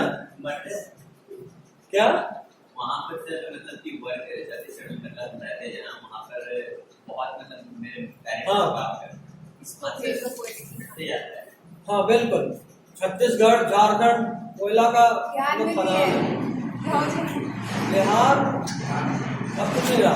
पहले था, अब सब झारखंड लेके निकल लिया, अब कुछ नहीं बचा बिहार के पास, कोई भी खान वान नहीं। पहले बिहार बहुत अमीर था इसीलिए, और बिहार झारखंड जब अलग हो रहा था तो बिहार में बहुत ऑपोजिशन हुआ था इस बात का। यही कहा था कि भाई सब चीज लेके चल जाओ तो हम क्या भिखारी बनेंगे। सारा जो भी नेचुरल जो भी गॉड का गिफ्ट था वो सब झारखंड लेके निकल लिया। सारा खान, सारा टेक्सटाइल इंडस्ट्री, आप लोग ज्योग्राफी पढ़े हो? Yes, sir. हम भी पढ़े हैं, इसलिए हम बता रहे हैं कुछ। जहां भी टेक्सटाइल्स या फैक्ट्रीज होता है वहां का सबसे बड़ा एम होता है किसी भी तरह से को प्रोडक्टिविटी कॉस्ट को घटाना है, और प्रोडक्टिविटी कॉस्ट को घटाने में सबसे बड़ा फैक्टर होता है ट्रांसपोर्टेशन। जहां पे सबसे सस्ता ट्रांसपोर्टेशन और सबसे सस्ता वर्कर मिलेगा वहीं फैक्ट्री लगेगा। तो झारखंड में आदिवासी खूब है, एक तो शरीर हट्टा कट्टा, तो काम भी ज्यादा इफिशिएंटली कर सकते हैं, और चूंकि वहां एजुकेशन कम है तो वहां ज्यादा हाई पे का डिमांड में नहीं होता, सस्ता लेबर मिल गया, और प्लस बगल में खान है तो और सस्ता ट्रांसपोर्टेशन हो गया, तो सब कुछ वहां बहुत ही फायदे का सौदा होता है। इसलिए सारा फैक्ट्री जमशेदपुर में, जमशेदपुर कभी इंडिया का पहला फैक्ट्री रहा करता था, टाटा टिस्को, हाँ टिस्को, टाटा टिस्को। बहुत क्लोजली हम वहां देखे, मेरे बाबा वहां के एमडी थे टाटा टिस्को के, तो हम वो बहुत क्लोजली देखे टाटा का। जमशेदपुर जब भी कभी जाना आना होता है तो वहां का और यहाँ का में सबसे बड़ा डिफरेंस क्या होता है कि इंडस्ट्रियलाइज्ड एरिया और डेवलपिंग एरिया में फर्क साफ साफ दिखेगा। हर चीज इंडस्ट्रियलाइज्ड एक ऑर्डरली मैनर में मशीन की तरह काम करता है, कुछ सारा कुछ, ये अंतर होता है। खैर चलो, मजदूरी नहीं करना है, अगर डायमंड ढूंढना ही है, इंजीनियर बन के जाओ कोयला के खान में, मजदूर बन के नहीं। कोयला भी बेचते हैं तो काफी काम कर, तू ना इंजीनियर बन ना मजदूर बन, तू दलाल बन, ज्यादा फायदा होगा, डील करना मजदूर से। कर चलो, तो जो डायमंड है उसको हाई टेम्परेचर और प्रेशर पे आप बना सकते हैं, और जो आर्टिफिशियल डायमंड होता है सिर्फ उसका साइज छोटा होता है, बाकी उसमें कोई अंतर नहीं होता, ठीक है, सिर्फ साइज का अंतर होता है। और बहुत सारा ऐसा प्लैनेट है जहां बहुत हाई टेम्परेचर और प्रेशर, जैसे मरकरी, वेनस, तो वहां जो एटमॉस्फेयर का कार्बन है ना वही डायमंड में कन्वर्ट हो जाता है, वहां तो डायमंड का बारिश होता है। और ये एक्चुअली में बोल रहे हैं, मजाक में नहीं, सीरियसली। फिर कहाँ? अब उसका वाला वो तेरे में आ गया। बारिश हो पूरा मार दी इसने क्या? मरकरी, वेनस, ये सब सन के नजदीक है, तो वहां टेम्परेचर बहुत हाई है और वहां प्रेशर भी बहुत हाई होता है, तो वहां एटमॉस्फेयर में जो डायमंड प्रेजेंट है उसका बारिश होता है। सॉरी, एटमॉस्फेयर में जो कार्बन प्रेजेंट है वही डायमंड में कन्वर्ट होता है, और भारी होने के बाद गिरता है, तो वहां बारिश में भी पानी नहीं, डायमंड गिरता है। जमीन खरीदना है तो चांद पे नहीं, मरकरी, वेनस पे खरीदते हैं। जितना डायमंड गिरा मेरा। खैर, तो डायमंड बोलते हैं, कार्बन का दो फॉर्म तो देख लिए, तीसरा फॉर्म फुटबॉल है, बक मीन्स ऑफ फ्लोरीन। बताओ, कल बात करते हैं नाम का, देखो एक और नाम आ गया, ये भी किसी और के नाम के ऊपर है, सिर्फ मिनिस्टर रखता कितना अच्छा रहता। बक मिनिस्टर फ्लोरीन, ये सारे का नाम था सर। बताओ, हमको लगता है कभी कभी लोग अपना नाम सर्च करता होगा पहले गूगल पे, क्या रखें क्या रखें क्या रखें, हाँ ये ना बहुत टफ लग रहा है, ये अच्छा है, कोई काम करने के लिए जब तक मैं मेरा नाम लेगा तब तक हम निकल चुके होंगे, फायदा हो रहा है। घर में भी सबसे ज्यादा काम वही करता है, उसका नाम सबसे छोटा होता है, इधर यार, नहीं नाम बड़ा तो छोटू, छोटू इधर इधर, अब उसका नाम रख दिया छोटे शंकर दयालाल शर्मा, जब तक मैं बुलाएगा जा छोटे सुना पक्का कोई काम आना, निकल लिया, जब तक मैं नाम पूरा हुआ तो जा चुका होगा। गोलमाल वाला सीन याद आता नहीं, नाम बताते पर मैं गोवा वहीं जाए, गोवा ही आना था ना, कहाँ जाना था, गोवा ही जाना, नाम बताते पर मैं गोवा तो अलग ही केस था। खैर चलिए, तो फुलरीन का बात हुआ, ये 660, इसमें कार्बन का 6 एटम होता है, और ये इसका स्ट्रक्चर फुटबॉल लाइक था, ये सबसे खास बात है इसके बारे में, ठीक है। चलिए, अब तो सारा बात कर लिया, भाई आखिरी बात इस चैप्टर का जो आपके सिलेबस में आ रहा है, वो आखिरी बात ये है कि ये सब लोग लिख लिया था ना, सबसे इंपॉर्टेंट कुछ था, एक का तो उम्मीद रखो इन्हीं में से आएगा, क्वेश्चन दिए, वो तो सबसे हॉट स्पॉट, यहाँ तो घेर दिए थे कि सबसे इंपॉर्टेंट वही है। जितना हम बोल रहे हैं ना तुम उतना कर पाए ना, तुमको कोई नहीं रोक सकता फुल मार्क्स अचीव करने से। रीजन ये कि हम कुछ छोड़ ही नहीं, जितना क्वेश्चन बन सकता है सब बोल दिए, अब वो क्वेश्चन पैदा तो करेगा ना, उसी में से पूछेगा, तो अगर तुमको सब याद है तो तुम्हारा काम हो गया, ठीक है। और बायोलॉजी में चीज और देखने को मिलेगा, हम लिस्ट भेज देंगे बायोलॉजी में क्वेश्चन का, हर साल भेजते हैं एक्चुअली, और हर साल बायोलॉजी का जितना क्वेश्चन होता है उसके बाहर एक भी नहीं आता। पिछला 3 साल से सेम क्वेश्चन पे काम चल रहा है, और तीनों साल में एक भी क्वेश्चन उसके बाहर से तो नहीं आया, सारा क्वेश्चन ये होता है कंप्लीट स्टडी। क्रैश कोर्स में भी हम लोग क्रैश नहीं कर रहे है ना, अच्छे से फ्लाई कर रहे हैं, क्रैश कोर्स में भी कोई क्रैशिंग नहीं, फ्लाइंग। खैर, next is versatile nature of carbon.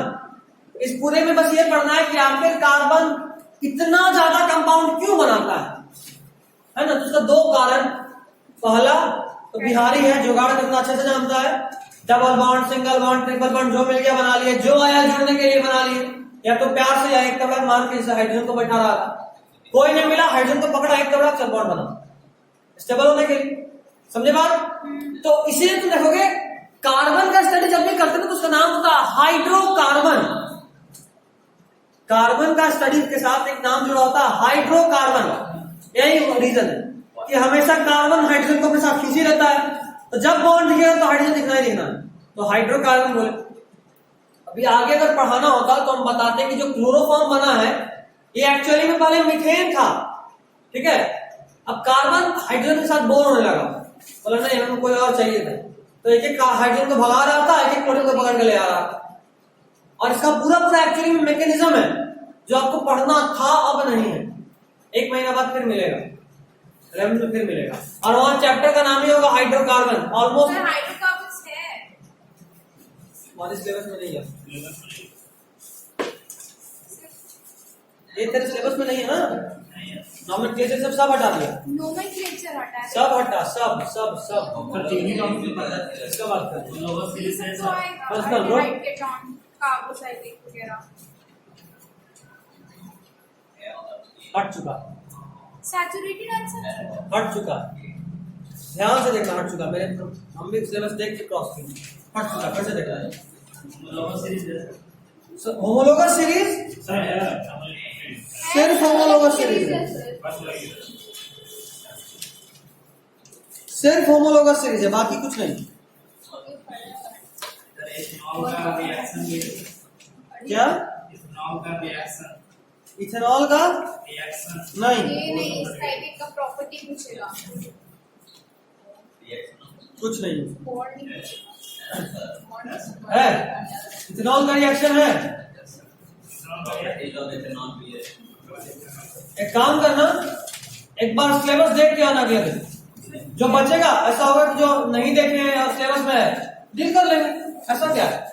एक बार सब लोग कंफर्म हो जाएंगे, हम जो देखे हमको नहीं मिला, तुम लोग फिर से देख लेना, अगर होगा डील करेंगे। क्या लिखा अभी देख अभी क्या पहले पर्स देखने का टाइम, सब लिखा नहीं है। तो 2 कारण, कोई बात नहीं, फिर भी सब लोग देख लो, गलती से भी छूट गया ना तो बोर्ड का क्वेश्चन छूट जाएगा। ये चैप्टर बहुत इंपॉर्टेंट है, एक बार देख लेना, सब लोग देखना अलग अलग, किसी और के भरोसे मत होना, खुद देखना, उसके बाद बात कर लिया जाएगा, डिस्कस कर लेंगे अगले दिन कि क्या है क्या नहीं। अगले दिन कल ही आना है तो कोई टेंशन भी नहीं।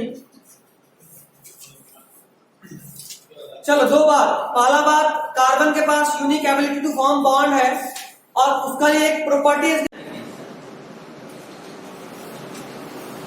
What is catenation? Self linking property of carbon. Unique ability to self linking, आपस में खुद से ही बॉन्ड बना लेता है। तो लिख लेना इसको,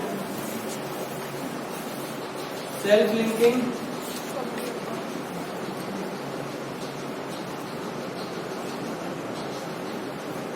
प्रॉपर्टी ऑफ कार्बन। तो इतना तेज है कि खुद दूसरे से बॉन्ड तो बनाता है, ये खुद से भी बॉन्ड बनाता है, ठीक है। पक्का बिहारी, दूसरे से काम निकलवाता है, अपना काम खुद भी कर सकता है। बिहारी में बहुत टैलेंट है, बस दिक्कत ये है कि यहाँ का टैलेंट वो बाकी जगह मजाक में देखा जाता है, बट बिहारी जितना सेल्फ डिपेंडेंट उतना कोई नहीं। क्या लिटरेसी लेवल, हाँ उसमें थोड़ा सा अंतर है, बट एक्चुअली में लिटरेसी का हम लोग जो यूं बोलो कि जिस बेसिस पे जज करते हैं ना वही गलत है। हम लोग लिटरेसी जज करते हैं सिर्फ एजुकेशन पे, जबकि सिर्फ यही नॉलेज नहीं है।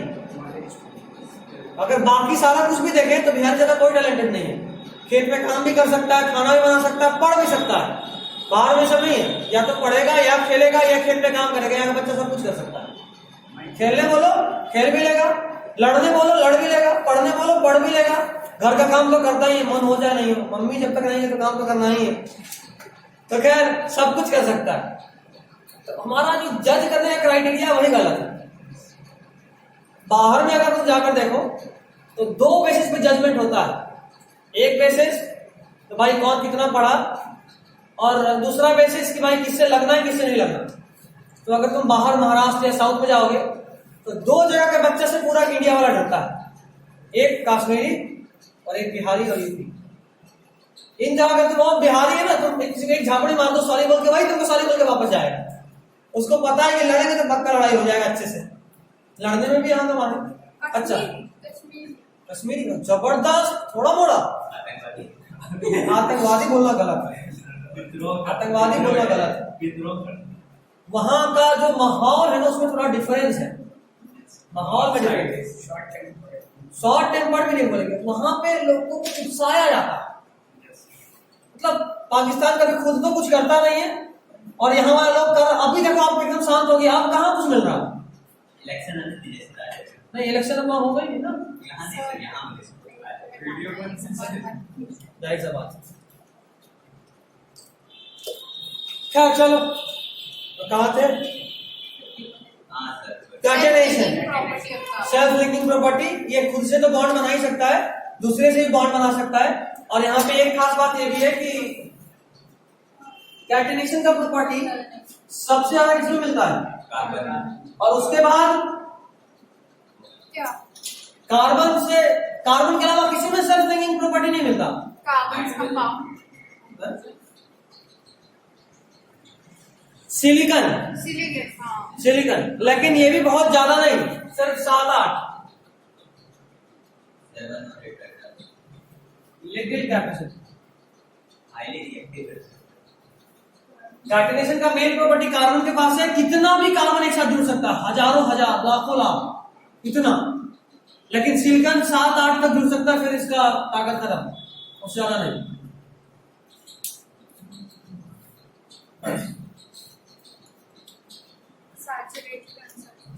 चलिए, तो पहला काम क्या है? देखो पहला बता रहे हैं, दो कारण कि कार्बन इतना कम बॉन्ड बनाता है। पहला कारण है power of catenation, power of catenation, और दूसरा कारण है it can make 4 different bonds.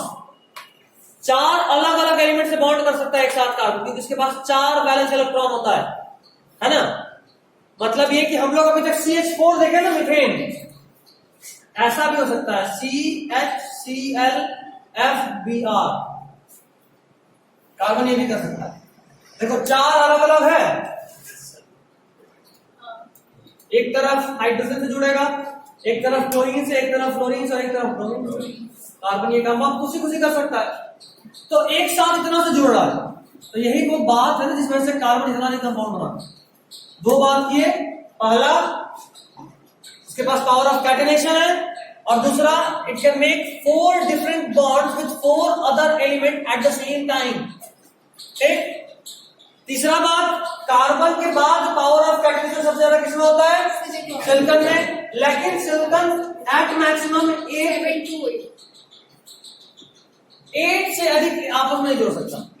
ठीक है, इसका मैक्सिमम एबिलिटी ज्वाइनिंग का कितना है? 8। एक और बात ये होता है ना कि आखिर कार्बन का इतना बड़ा चेन कैसे बन जाता है? एक काम करते हैं, ये मान लो कि मेरे पास इस तरह का रॉड्स है जो आपस में से जुड़ सकता है। ठीक है, बीच में एक बॉल लगा है और ऐसे जोड़ दी। अब आपको एक बात बताओ,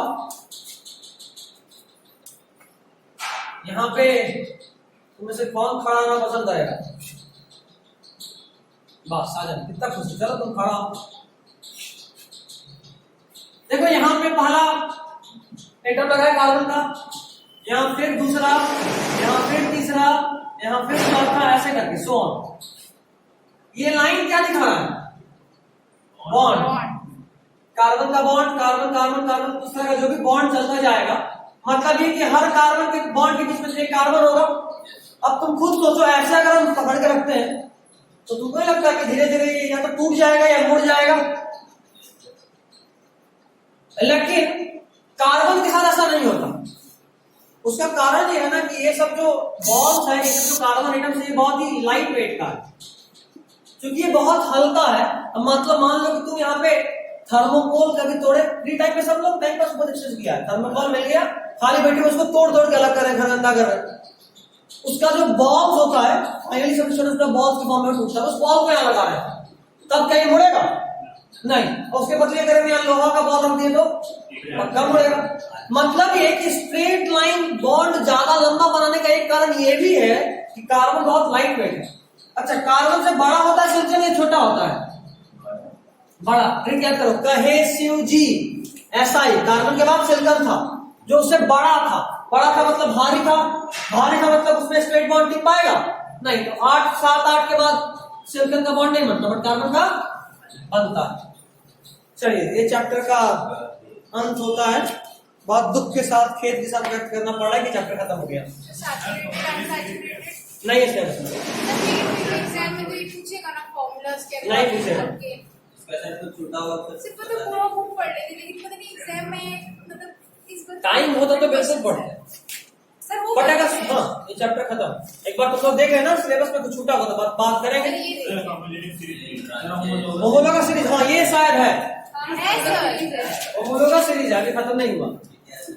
अपने शब्द वापस लेते हैं, एक टॉपिक अभी भी बचा है। होमोलोगा सीरीज, होमोलोगा सीरीज मतलब कोई दो कंपाउंड जिसके बीच में मॉलिक्यूलर मास 14 का डिफरेंस हो, या तो 14 अधिक या 14 कम, 14 अधिक या 14 कम, तब बोलोगे आप होमोलोगा सीरीज। और एक और चीज जो आपको देखना है वो है CH2 का डिफरेंस। सर क्या बोल रहे थे? होमोलोगा सीरीज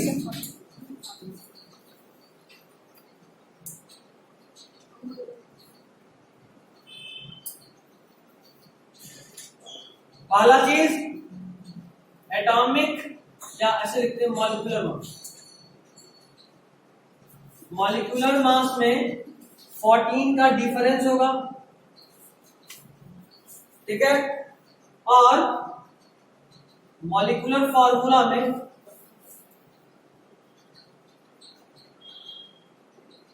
CH2 का डिफरेंस लिख लीजिए।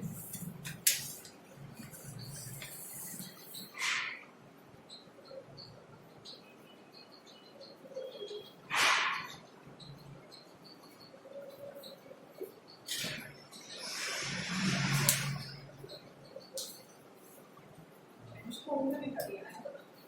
देख लीजिए। मैं चेक कर लेती हूँ, 4 दिया।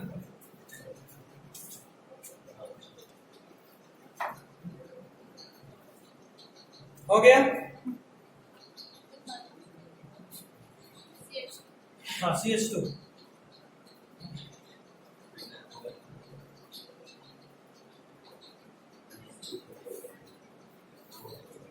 लिखिए, ये लिखना क्या एक्टिविटी 4.2 बुक में लिख रहा है, उसके जस्ट ऊपर वाला paragraph second line. Melting point and boiling point increase with increasing molecular mass. मेरा यस सर रंग लीजिए, मॉलिक्यूलर मास बढ़ता है तो मेल्टिंग पॉइंट और बॉइलिंग पॉइंट भी बढ़ता है। देखो हम एक काम करेंगे, बहुत कुछ इसमें डाउट टाइप का लग रहा है अभी, तो कल तुम लोगों का कितने बजे से क्लास है? 10। कितने बजे तक साइंस, उसके बाद 5 मिनट 10 मिनट का ब्रेक, फिर मैथ्स। मैथ्स कितने देर का? घर कितने बजे सब लोग पहुंचोगे? 10:30 से 11:30, 11:30 से 12:30। हाँ तो 12:30 मतलब कि 12:45 तक तुम्हारी छुट्टी हो जाएगी हर हालत में, ब्रेक काउंट करके। तो घर जाने में कितना देर लगता है? 1 आवर। सर 1:30 तक फिर भी टाइम लगता है।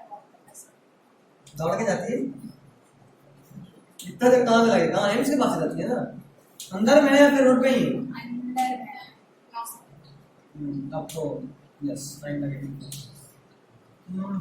Saturday Saturday Saturday Saturday Saturday Saturday 2 बजे मिले लाइन। यस सर 2 बजे लाइव। हाँ 2 बजे फिर यही पढ़ा दीजिए। हाँ सर एक क्लास यही करो। बना दिया यहाँ पे एक्स्ट्रा रुकने के लिए फुल रेडी है आप। सर लाइव में अगर किसी का मोबाइल नंबर से नोटिफिकेशन आ गया तो 5 कर देना। नहीं वहाँ रिकॉर्ड भी होता रहेगा, लेक्चर रिकॉर्ड भी होता रहेगा, और लेक्चर जब रिकॉर्ड होगा तो सिर्फ मेरा स्क्रीन रिकॉर्ड होगा, तुम लोगों का कुछ रिकॉर्ड नहीं होगा। लाइव से फायदा ही होगा ना, मतलब यहाँ पे हम 2 कारण से नहीं चाह रहे। पहला, लगातार देर होगा तो फिर क्या होगा, भूख लग जाएगा।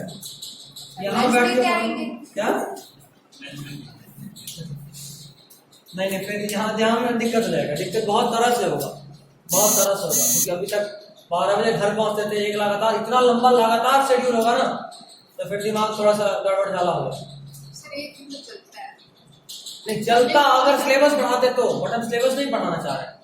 हम चाह रहे हैं कि कार्बन में जो भी एक्स्ट्रा है और जो बेसिक है, जिसमें पूछने का संभावना, शक, टेंशन, वो भी हटा दें। आधा घंटा का वो सबक लेंगे क्लास, जिसमें से थोड़ा सा अल्केन अल्कीन अल्काइन बता देंगे, 5-5 मिनट 10-10 मिनट। तो सर नेक्स्ट क्लास में आप आधा घंटा एक्सटेंड कर दीजिए, क्योंकि जो लाइव में सामने में होता है वो फिर भी उतना नहीं हो सकता। हाँ सर और सर ये इम्पोर्टेंट टॉपिक है तो आप आधा घंटा फिर किसी दिन एक्सटेंड संडे को भी है क्लास इस बार, अगली बार से फ्राइडे ऑफ है, सैटरडे टेस्ट है, अभी लगातार क्लास है। सैटरडे टेस्ट देने का क्या जरूरत है? नहीं हमको ही पता चलता है कौन पढ़ रहा नहीं पढ़ रहा, आधा घंटा पढ़ा दीजिए। ऐसा ही तब कुछ करते हैं, ये भी ठीक है। लाइव क्लास का सिर्फ इतना ही मजा है, घर बैठे आराम से टेंशन फ्री होकर पढ़ा रहे हैं। पढ़ते वक्त भी टेंशन नहीं है, बस एक टेंशन होता है, कई बार घर के पीछे से आवाज आता है, इधर गए। लाइव भी कर सकते हैं, यहाँ भी कर सकते हैं, जैसे बोलो यहाँ पर ठीक है। संडे के दिन के लिए सैटरडे को मैसेज चला जाएगा रात रात तक। आने से पहले घर से तो कितने बजे निकलते तुम लोग? 9:30। ठीक है, जब भी निकलते हो निकलने से पहले एक बार व्हाट्सएप जरूर चेक कर लीजिएगा। इमरजेंसी में कभी कुछ मैसेज आया तो पता चला यहाँ से आके लौट रहे, उससे बेहतर है कि घर पे देख के रुक गए, है ना। और अगर मान लो एकाएक 10 बजे तुमको कुछ हमको मैसेज देना होगा, मान लो बीमार हो गए, घर पे कुछ इमरजेंसी वाला काम आ गया, तब कॉल जाएगा कि भाई जहां कहीं भी वहीं से लौट जाइए, यहाँ आने की जरूरत नहीं है, आइएगा भी तो नीचे खड़े रहिएगा, यहाँ आके बैठे जाइएगा, हम तो रहेंगे नहीं। तो इसके लिए आपको क्या करना है कि 9:30 तक एक बार मैसेज जरूर देख लेना, मान लो कोई ऐसा बात होगा तो आप तक मैसेज पहुंच जाएगा, ठीक है। खैर चलिए, अब बाकी चीज एक होमोलोगस लिस्ट का बात कर लिए, बाकी चीज हम एक बार संडे को डील कर लेंगे। 10 मिनट और पढ़े? Yes sir. चले वंडरफुल वर्ड। आई ये को नहीं पढ़ाने वाले। सोच के बताएंगे व्हाट्सएप। हाँ भी ह्यूमन आई पेज नंबर 191। 192। सर ये टॉपिक है, ठीक है, काम यहाँ शुरू। हाँ पेज नंबर 190। 192 ओपन कर लीजिए। 192। अच्छा, तुम लोगों के लिए एक स्पेशल इंफॉर्मेशन है जो हम पहले बता रहे हैं। तुम लोग में से कितने लोग हो जो 11th में मैथ्स लोगे? 3। बायोलॉजी वाले? नहीं, कभी डिसाइड नहीं किए, मैथ्स और बायोलॉजी में घूम रहे ज्यादा कंफ्यूज नहीं है। खैर साइंस जो लोग भी सोचे हैं ना, एनसीईआरटी अभी ले लें, फिर बुक नहीं मिलेगा। 11 इसका बुक बहुत शॉर्ट होता है, बहुत शॉर्ट। जैसे ही एग्जाम खत्म होगा लूट हो जाएगा, फिर मिलेगा ही नहीं। ऑनलाइन ढूंढ लो, दुकान में ढूंढ लो, कहीं ढूंढ लो, नहीं मिलेगा। कम से कम 2-2.5 महीना। 10th में भी हुआ था तो एक्सपीरियंस दो। लॉकडाउन की वजह से तो अलग बात है, बट बुक खत्म हो जाता है। अरे अभी कोचिंग ये सब बंद कर देगा, लॉकडाउन नहीं लगा है, कोचिंग स्कूल बंद कर देगा, बहुत करेगा। सर आप चलाइएगा सर। हम या तो यहाँ चलाएंगे, अलग चलाएंगे। सर एक दिन यहाँ चलेगी, हम दुकान के लिए फुल रेडी हैं।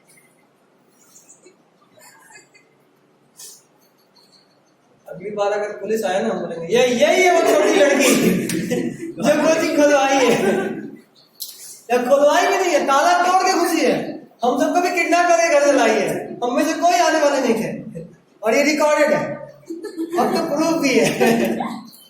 खैर चलो 10 मिनट तेरा सब प्रेजेंट देख लेते हैं।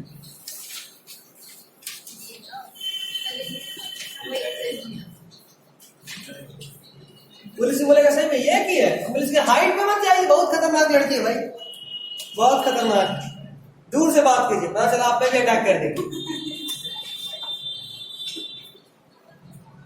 लॉकडाउन में हुआ था ना, जहां पुलिस किसी चोर के यहाँ जा रहा था, चोर छीन दे रहा था, पुलिस दूर भाग गया, कौन जाए भाई जिसमें कोरोना है नहीं है। खैर चलिए प्रिज्म के बारे में बात करें।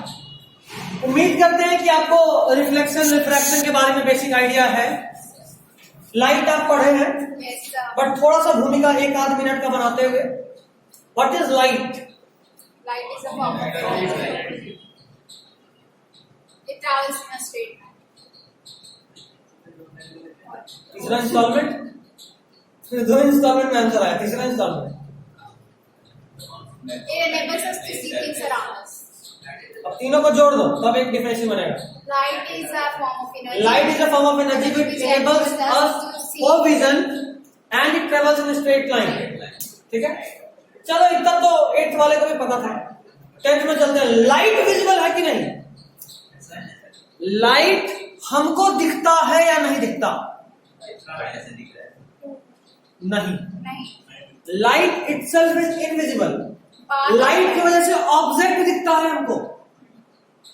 और ईमानदारी से बोले तो हम में से कोई भी आज तक किसी ऑब्जेक्ट को नहीं देखा, हम लोग सिर्फ इमेज देखते हैं। मेरा इमेज तुम्हारे रेटिना पे बन रहा होगा, तुम उसको एनालाइज कर रहे हो और तुम्हारा ब्रेन डिसाइड कर रहा है कि ये जो इमेज बना मेरे से इतना दूर है, तब तुम ऐसा सोच पा रहे हो कि जो भी चीज हमको दिख रहा हो मेरे से इतना दूर है। समझे?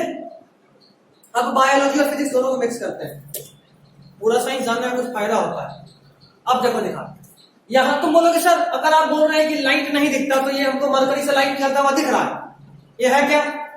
हम बोले बाबू आपको लाइट नहीं दिख रहा, यहां से एनर्जी निकल रहा। अच्छा एक बात बताओ, light is a form of energy, इसमें कोई शक है?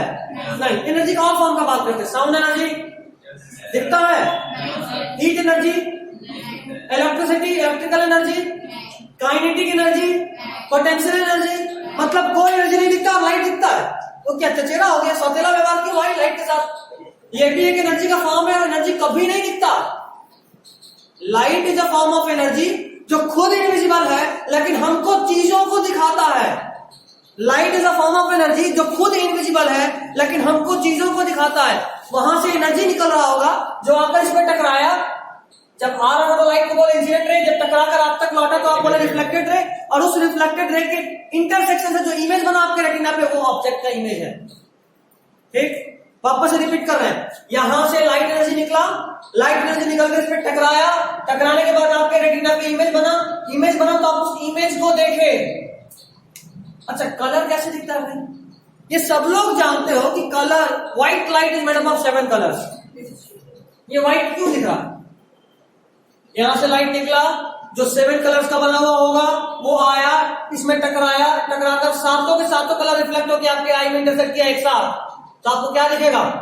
व्हाइट। यहां से लाइट निकला, आकर मेरे कपड़े से टकराया और टकराने के बाद बाकी सारा कलर एब्जॉर्ब हो गया, सिर्फ ऑरेंज रिफ्लेक्ट किया, तो आपके रेटिना पे इमेज किस कलर का बना? ऑरेंज। तो आपको ये किस कलर का दिख रहा है? ऑरेंज। अच्छा कुछ क्या, मेरा बाल देख ले काला है, लाइट आया, इससे टकराया, टकराकर कुछ भी रिफ्लेक्ट नहीं हुआ, तुमको क्या दिखेगा? कुछ नहीं, कुछ नहीं। तो तुमको काला समझ में आ रहा? कुछ नहीं मतलब काला। समझे? समझे? अभी तक जो लाइट पढ़े थे बदल गया पूरा लाइट। चलो ये था भूमिका। अब पढ़ते हैं प्रिज्म। आप मिरर पढ़े, आप लेंस पढ़े, अब आप पढ़ रहे हैं प्रिज्म। प्रिज्म को अगर डिफाइन करें तो दो पाथ, या यूं बोलो कि दो सरफेस जो एक दूसरे के नॉन पैरेलल हो। प्रिज्म मतलब दो सरफेस, देखो एक सरफेस दूसरा सरफेस, बट एक दूसरे के पैरेलल है क्या? पैरेलल ऐसे होता है क्या? पैरेलल नहीं, नॉन पैरेलल है, एक दूसरे पे इंक्लाइंड है। और अच्छे से बोलो, कम से कम दो नॉन पैरेलल सरफेस एक दूसरे पे इंक्लाइंड होने से जो स्ट्रक्चर बनता है 3D क्लोज्ड स्ट्रक्चर, उसको बोलते हैं प्रिज्म। देखो कम से कम दो नॉन पैरेलल सरफेस एक दूसरे पे इंक्लाइंड है एक एंगल थीटा से। थीटा बोल दिया, मेरा मन एबीसीडी बोलते तो चलता, बट ग्रीक वाले का क्या, तो थीटा बीटा बोल के निकल लिया। हाँ ईटा भी लिखता है, पहले थीटा फिर बीटा फिर ईटा। ईटा का सिंबल ये होता है, थीटा तो सब जानते हो, बीटा, गामा, अल्फा, ये किसका सिंबल है? अल्फा और इनफिनाइट में बहुत कम डिफरेंस है, अक्सर अल्फा लेके बोला इनफिनाइट लिखा जाता है, ध्यान रखिएगा। 11th के फिजिक्स में सब आएगा, हमसे मिले तो हम बताएंगे, किसी और से मिले तो कोई और बताएगा, बट मिलना तो है। क्या चलिए, तो दो सरफेस एक दूसरे के नॉन पैरेलल इंक्लाइंड है किसी एंगल थीटा पे, और उससे जो क्लोज्ड स्ट्रक्चर बना, क्लोज मतलब एक और लाइन चाहिए होगा, क्लोज्ड 3D स्ट्रक्चर बना, उसको बोले प्रिज्म। और ये जो दो नॉन पैरेलल सरफेस आपस में जिस एंगल से इंक्लाइंड है, इस एंगल को बोले एंगल ऑफ प्रिज्म। क्या बोले? Angle of prism. क्या बोले? Angle of prism. प्रिज्म का खास बात क्या होता है ना कि तुम अगर यहां पे किसी प्रिज्म से देखोगे तुमको कहां का चीज दिखाई देगा? कभी प्रिज्म लगा कर देखे? नहीं, हम लोग देखे, खूब देखे। टॉपिक करना होता था किसी का एग्जाम में, तो हम सर में प्रिज्म रखते थे। जब आप प्रिज्म यहाँ लगाओगे ना तो आपको यहाँ का चीज दिखेगा। बोला सर तो गजब चमत्कार हो गया, ये तो कोई बताया ही नहीं था। तो 10th में आगे आज तक ऐसी चीटिंग नहीं की, क्या चीटिंग। खैर जब आप यहाँ प्रिज्म लगाओगे तो आपको इधर का ऑब्जेक्ट इधर का ऑब्जेक्ट दिखेगा। तो अगर अगल बगल बहुत टाइट हो कोई और पढ़ने वाला बच्चा और सामने में टीचर और ज्यादा पढ़ने वाली, तब सर लोग शरीफ होते हैं अक्सर। अगर टाइट होंगे चीटिंग करने नहीं देंगे तो खुद बाहर चल जाएंगे, कर ले बाबू चीटिंग, सामने मत कर बट बाहर चलेगा चीटिंग कर। मैम लोग तो क्या बोल रहे हैं ऑन कैमरा है। तो यहां से देख रहे हैं, अगर यहां देखोगे तो इधर का इमेज दिखेगा। आप क्या करो, एक पिन और दूसरा पिन, पिन 1 पिन 2 लगा लो। और जब आप इधर से देखो, तुम जब इधर से देखोगे ना तुमको बोले तो तुमको क्या दिखेगा, इधर का चीज दिखेगा। पीछे का देखो, बोले ना यहाँ देखोगे तो यहाँ का दिखेगा। देखो प्रिज्म ऐसा है, तुम यहां से देखोगे और तुमको ये दिखेगा। मतलब लाइट कैसे ट्रेवल करेगा, ऐसे जाएगा, एक बार मुड़ेगा और फिर मुड़ेगा। देखो कितना बार बेंडिंग हुआ, 2 बार, एक बार दूसरी बार। एक्चुअली में कुछ चमत्कार नहीं, ये रिफ्रैक्शन। रिफ्रैक्शन क्या होता है, जब मीडियम लाइट चेंज करता है और उस मीडियम में लाइट का स्पीड अलग अलग होता है तो लाइट बेंड करता है। जब मीडियम लाइट चेंज करता है और उन मीडियम में लाइट का स्पीड अलग अलग है तो लाइट बेंड करता है। यहां से क्या नहीं पढ़े जो वहां से पढ़ रहे। वैसे आप ही बोल रहे थे अच्छा ठीक, तो उससे होता ही है ना कि आपको लग रहा है कि लाइट बेंड किया, मतलब एक्चुअली में लाइट बेंड किया, बट जब तुम यहां से देखो तो तीनों स्ट्रेट लाइन में दिखेगा। तो ये जो एक्टिविटी है 11.1 इसमें यही किए, यहाँ पे 2 पिन लगाए, इस तरफ से देखे और 2 पिन और लगाए, पिन 3 और पिन 4, और इस तरह से लगाए कि तुमको सब स्ट्रेट लाइन में दिखे। अभी बोले कि तुमको स्ट्रेट दिखेगा, मतलब ऐसा नहीं है कि तुम जब ऐसे प्रिंट देखोगे तो लगेगा कि वह चीज मुड़ा हुआ, नहीं, तुमको तुम्हारे सामने दिखेगा वो चीज, इधर का चीज तुम्हारे सामने दिखेगा। मतलब आंख पे भी कोई भाव नहीं, वो शांति से दिखेगी।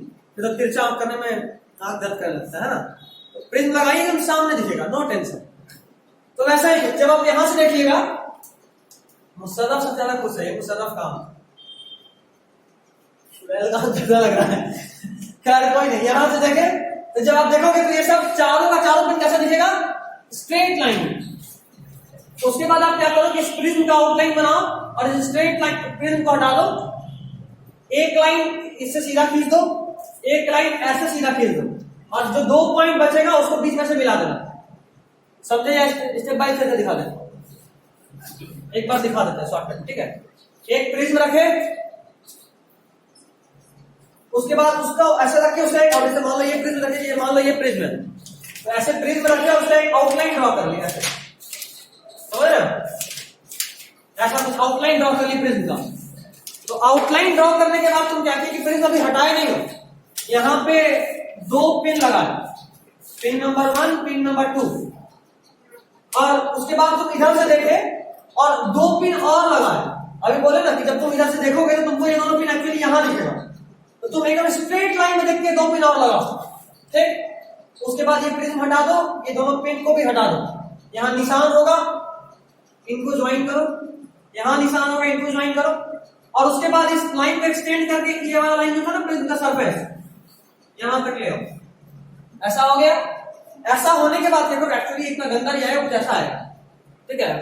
उसके बाद देखो जब प्रिज्म हट चुका है, इन दोनों लाइन को भी ज्वाइन कर लो, तो कुछ ऐसा लाइन मिल गया, ऐसा मिलेगा। एक्चुअली ये दोनों बस रफ बना दिए, ऐसा मिलेगा। लोग घर से कितना बजे वापस लौटने का बोल के आते हो, घर में लोग तब तक समझ जाओगा कि कम से कम 2 घंटा हो ही जाता है, 1.5 घंटा बोलने के लिए 2 घंटा हो ही जाता है। कई बार घर वाले लोग टेंशन कर रहे हैं, कहाँ घूम रहा हो, भरोसा ही नहीं होता, पक्का घूम रहा होगा इधर। मानते नहीं, बोले भाई नहीं पढ़ रहे थे, झूठ बोलेगा नहीं, सच में पढ़ते एक तबा, अभी बोल कहाँ था, अरे पढ़ रहे भाई, कोचिंग फोन करके पूछ ली, अब लगा कि नहीं, अब लग रहा है कि पढ़ रहा, लेकिन एक तबड़ा मारने के बाद उनको भरोसा होता है। खैर ऐसा।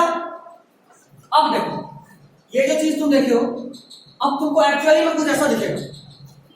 इस लाइट को अगर पूछ रहे कि भाई तेरे को जाने का मन किधर था, तो light always travels in straight line. बोलेगा भैया देखिए मेरा जाने का मन तो कुछ इधर था, है ना। लेकिन ये दुष्ट प्रिज्म मोड़ मोड़ के यहां पहुंचा दिया, जाना था जापान, पहुंच गया चीन, कुछ ऐसा। तो अगर हम पूछे कि भाई ठीक है तुम जाना चाह रहे उधर, लेकिन गया किधर, तो बोलेगा ये तो और दुख भरी रास्ता है, गए इधर। तो बोले जरा पीछे एक्सटेंड करके बताओ, बोलेगा सर देखिए ऐसा, इसको और सीधा कर ले तो कुछ ऐसा। बोलेगा सर जाने का मन था इधर, गए हम इधर। तो बोलेगा अच्छा तुम्हारा डायरेक्शन चेंज कितना हुआ, डायरेक्शन में चेंज कितना हुआ। बोलेगा सर ये है मेरा चेंज, जाना था इधर, गए इधर, चेंज कितने का डायरेक्शन से हुआ। इसको बोलते हैं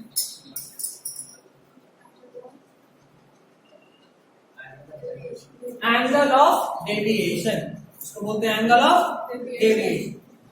अभी सब लोग incident ray, normal, reflected ray, angle of incidence, angle of reflection सब लोग जानते हो, है ना, इसमें तो कुछ भी नया नहीं। एक क्वेश्चन छोटा सा क्वेश्चन का बात करें। ये एक प्लेन मिरर है, इधर से एक इंसिडेंट रे आया और इधर चला गया। इंसिडेंट रे बहुत शरीफ होता है, आया टकराया उसी रास्ते में लौट जाता है। चलो तुम लोगों की क्या मेरा एहसान याद रखोगे, हम नॉर्मल पे ड्रॉ कर दें। ये इंसिडेंट रे, ये रिफ्लेक्टेड रे और ये नॉर्मल। सब काम हम तो करेंगे नहीं, तो तुमको भी करना है। देखो एक एंगल ये है ए, ये है एक एंगल बी, ये है एक एंगल सी और ये है एक एंगल डी। 4 एंगल आपको दिख रहा है। छोटे से काम तुम भी कर दो, जरा बताओ इसमें एंगल ऑफ इंसिडेंस कौन है, एंगल ऑफ रिफ्लेक्शन कौन है। A angle of incident, C angle of reflection. चलो A angle of incident और C अच्छा, angle कितनों को लगता है कि ए है एंगल ऑफ इंसिडेंस और कितनों को लगता है कि बी है एंगल ऑफ इंसिडेंस। लटक गए। angle of A ही है। ये सर ऑनलाइन क्लास में बताया था सर। हाँ सर, कौन से क्लास में सर बताया था? आप बताया थे। अरे हाँ यार, इससे तो पूछा होगा, मैं मानी हो गया। अच्छा ये भी थी, अब भी समझे ना। लाइट का एक लेक्चर मेरा पुराना यूट्यूब पे होगा। एंगल ऑफ इंसिडेंस या एंगल ऑफ रिफ्लेक्शन, ये दोनों जो मेजर करते हैं ना, ये नॉर्मल के साथ करते हैं। देखो एंगल ऑफ इंसिडेंस ये था, नॉर्मल ये था, इन दोनों के बीच का angle A, angle of incidence. ये है एंगल ऑफ रिफ्लेक्शन, सॉरी ये है रिफ्लेक्टेड रे, ये है नॉर्मल, इन दोनों के बीच का angle C, angle of reflection. समझे?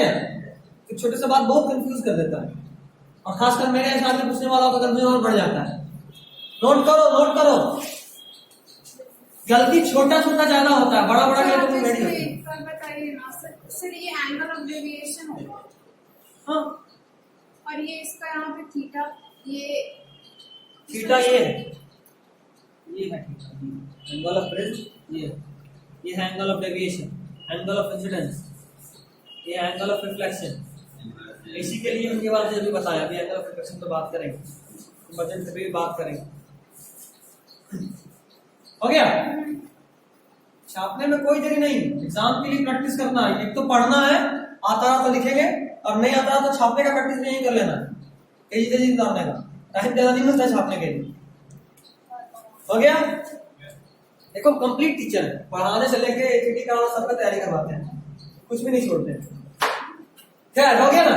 अब भी देखो यहाँ पे भी नॉर्मल ड्रॉ करते हैं, नॉर्मल ड्रॉ, ये रहा नॉर्मल। अच्छा नॉर्मल का क्या खासियत है भाई? नॉर्मल सरफेस के हमेशा ही परपेंडिकुलर होता है। तो अगर ये सरफेस है तो नॉर्मल कैसा होगा? अच्छा यहाँ सरफेस है तो यहाँ नॉर्मल कैसा होगा? ऐसा ऐसा तो बोल रही, लेकिन बोलते कैसा तो फंस जाएगी। ठीक है, चलिए यहाँ पे बहुत सारा एंगल अब दिखने लगा, फिर से फंसाते हैं, मेरा शौक है फंसाना। ये देखो, ये है ए, ये है बी, ये है सी, ये है डी, ये है ई, ये है एफ और ये है जी। बोलो सर 2-3 में तो फंसा दीजिए, तो जी तक हो गया। जरा बताओ एंगल ऑफ इंसिडेंस कौन है और एंगल ऑफ रिफ्लेक्शन कौन है? तुम्हारे लिए क्वेश्चन नहीं है। एंगल ऑफ ए है, एंगल ए इंसिडेंट अच्छा ठीक है, एंगल ऑफ इंसिडेंस बता लिए। एंगल ऑफ रिफ्लेक्शन शब्द पे ध्यान देना, हम पूछ रहे हैं एंगल ऑफ रिफ्लेक्शन, ये तुमने बता सकते। रिफ्लेक्शन यहाँ हो ही नहीं रहा है, रिफ्रैक्शन हो रहा है। दैट्स इट, यहाँ रिफ्रैक्शन हो रहा है, अब तुम नहीं बता सकते। जरा बताओ एंगल ऑफ रिफ्रैक्शन क्या है?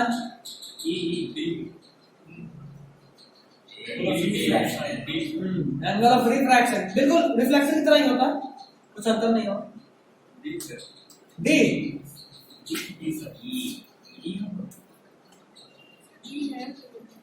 ये है एंगल आर, नॉर्मल के बीच का एंगल, एंगल ऑफ इंसिडेंस। ये इंसिडेंट रे जब अंदर गया तो ये रे के फॉर्म में गया है, ये वाला रे है, देख रहे हो? ये तो एक्सटेंड किए हैं, डॉटेड लाइन, एक्चुअल लाइन थोड़ा ना, ये है एक्चुअल लाइन। तो एक्चुअल लाइन नॉर्मल के साथ angle E, angle of refraction. Angle of refraction, समझे? नहीं हाँ मुझे फिर से हाँ तो नहीं बोला, सबसे मस्त है हाँ हाँ सर, हमें ठीक है। अच्छा कुछ वैसा ही यहाँ पे, ये वापस से एंगल आर ही है, देख रहे हो? इंसिडेंट मतलब रिफ्लेक्टेड रह गया था, नॉर्मल सा एंगल, एंगल ऑफ रिफ्रैक्शन, और इस एंगल को एंगल ऑफ इंसिडेंस बोलने के बजाय के नाम देते हैं एंगल ऑफ इमर्जेंट। इसको बोले इंसिडेंट रे, इसको बोले रिफ्रैक्टेड रे, और इसको बोले इमर्जेंट रे।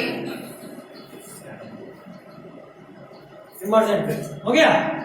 डेविएशन का बात कर लिए हैं, जानते हो एक्चुअली में डेविएशन को ऐसे डेल्टा से डिनोट करते हैं, एक्चुअली में जो 12 में मिलेगा तुमको। डेविएशन से किसको कहते हैं?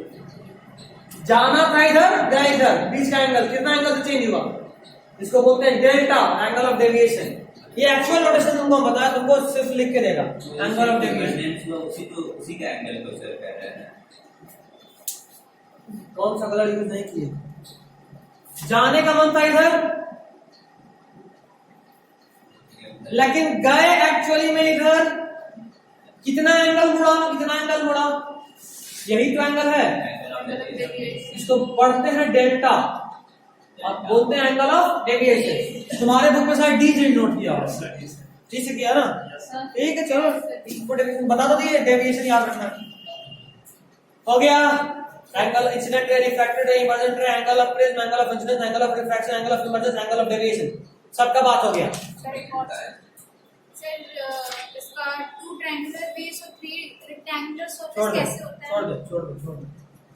बहुत तरह का प्रिज्म होता है, बहुत तरह का प्रिज्म होता है, नहीं पहुंचना उसको, ठीक है? और कुछ पूछिए। इमर्जेंट आंसर जो निकला एक्चुअली बाहर उसको बोले इमर्जेंट रे। चलिए आई गेस बहुत हो गया आज के लिए, आईक्यू थोड़ा और बढ़ा दे, अब ओवरफ्लो होगा, चलेगा चलेगा, दौड़ेगा। दौड़ेगा। अच्छा बात को क्वेश्चन ऑफ बताते हाइट हैं। पढ़ा। चलिए आज के लिए इतना ही।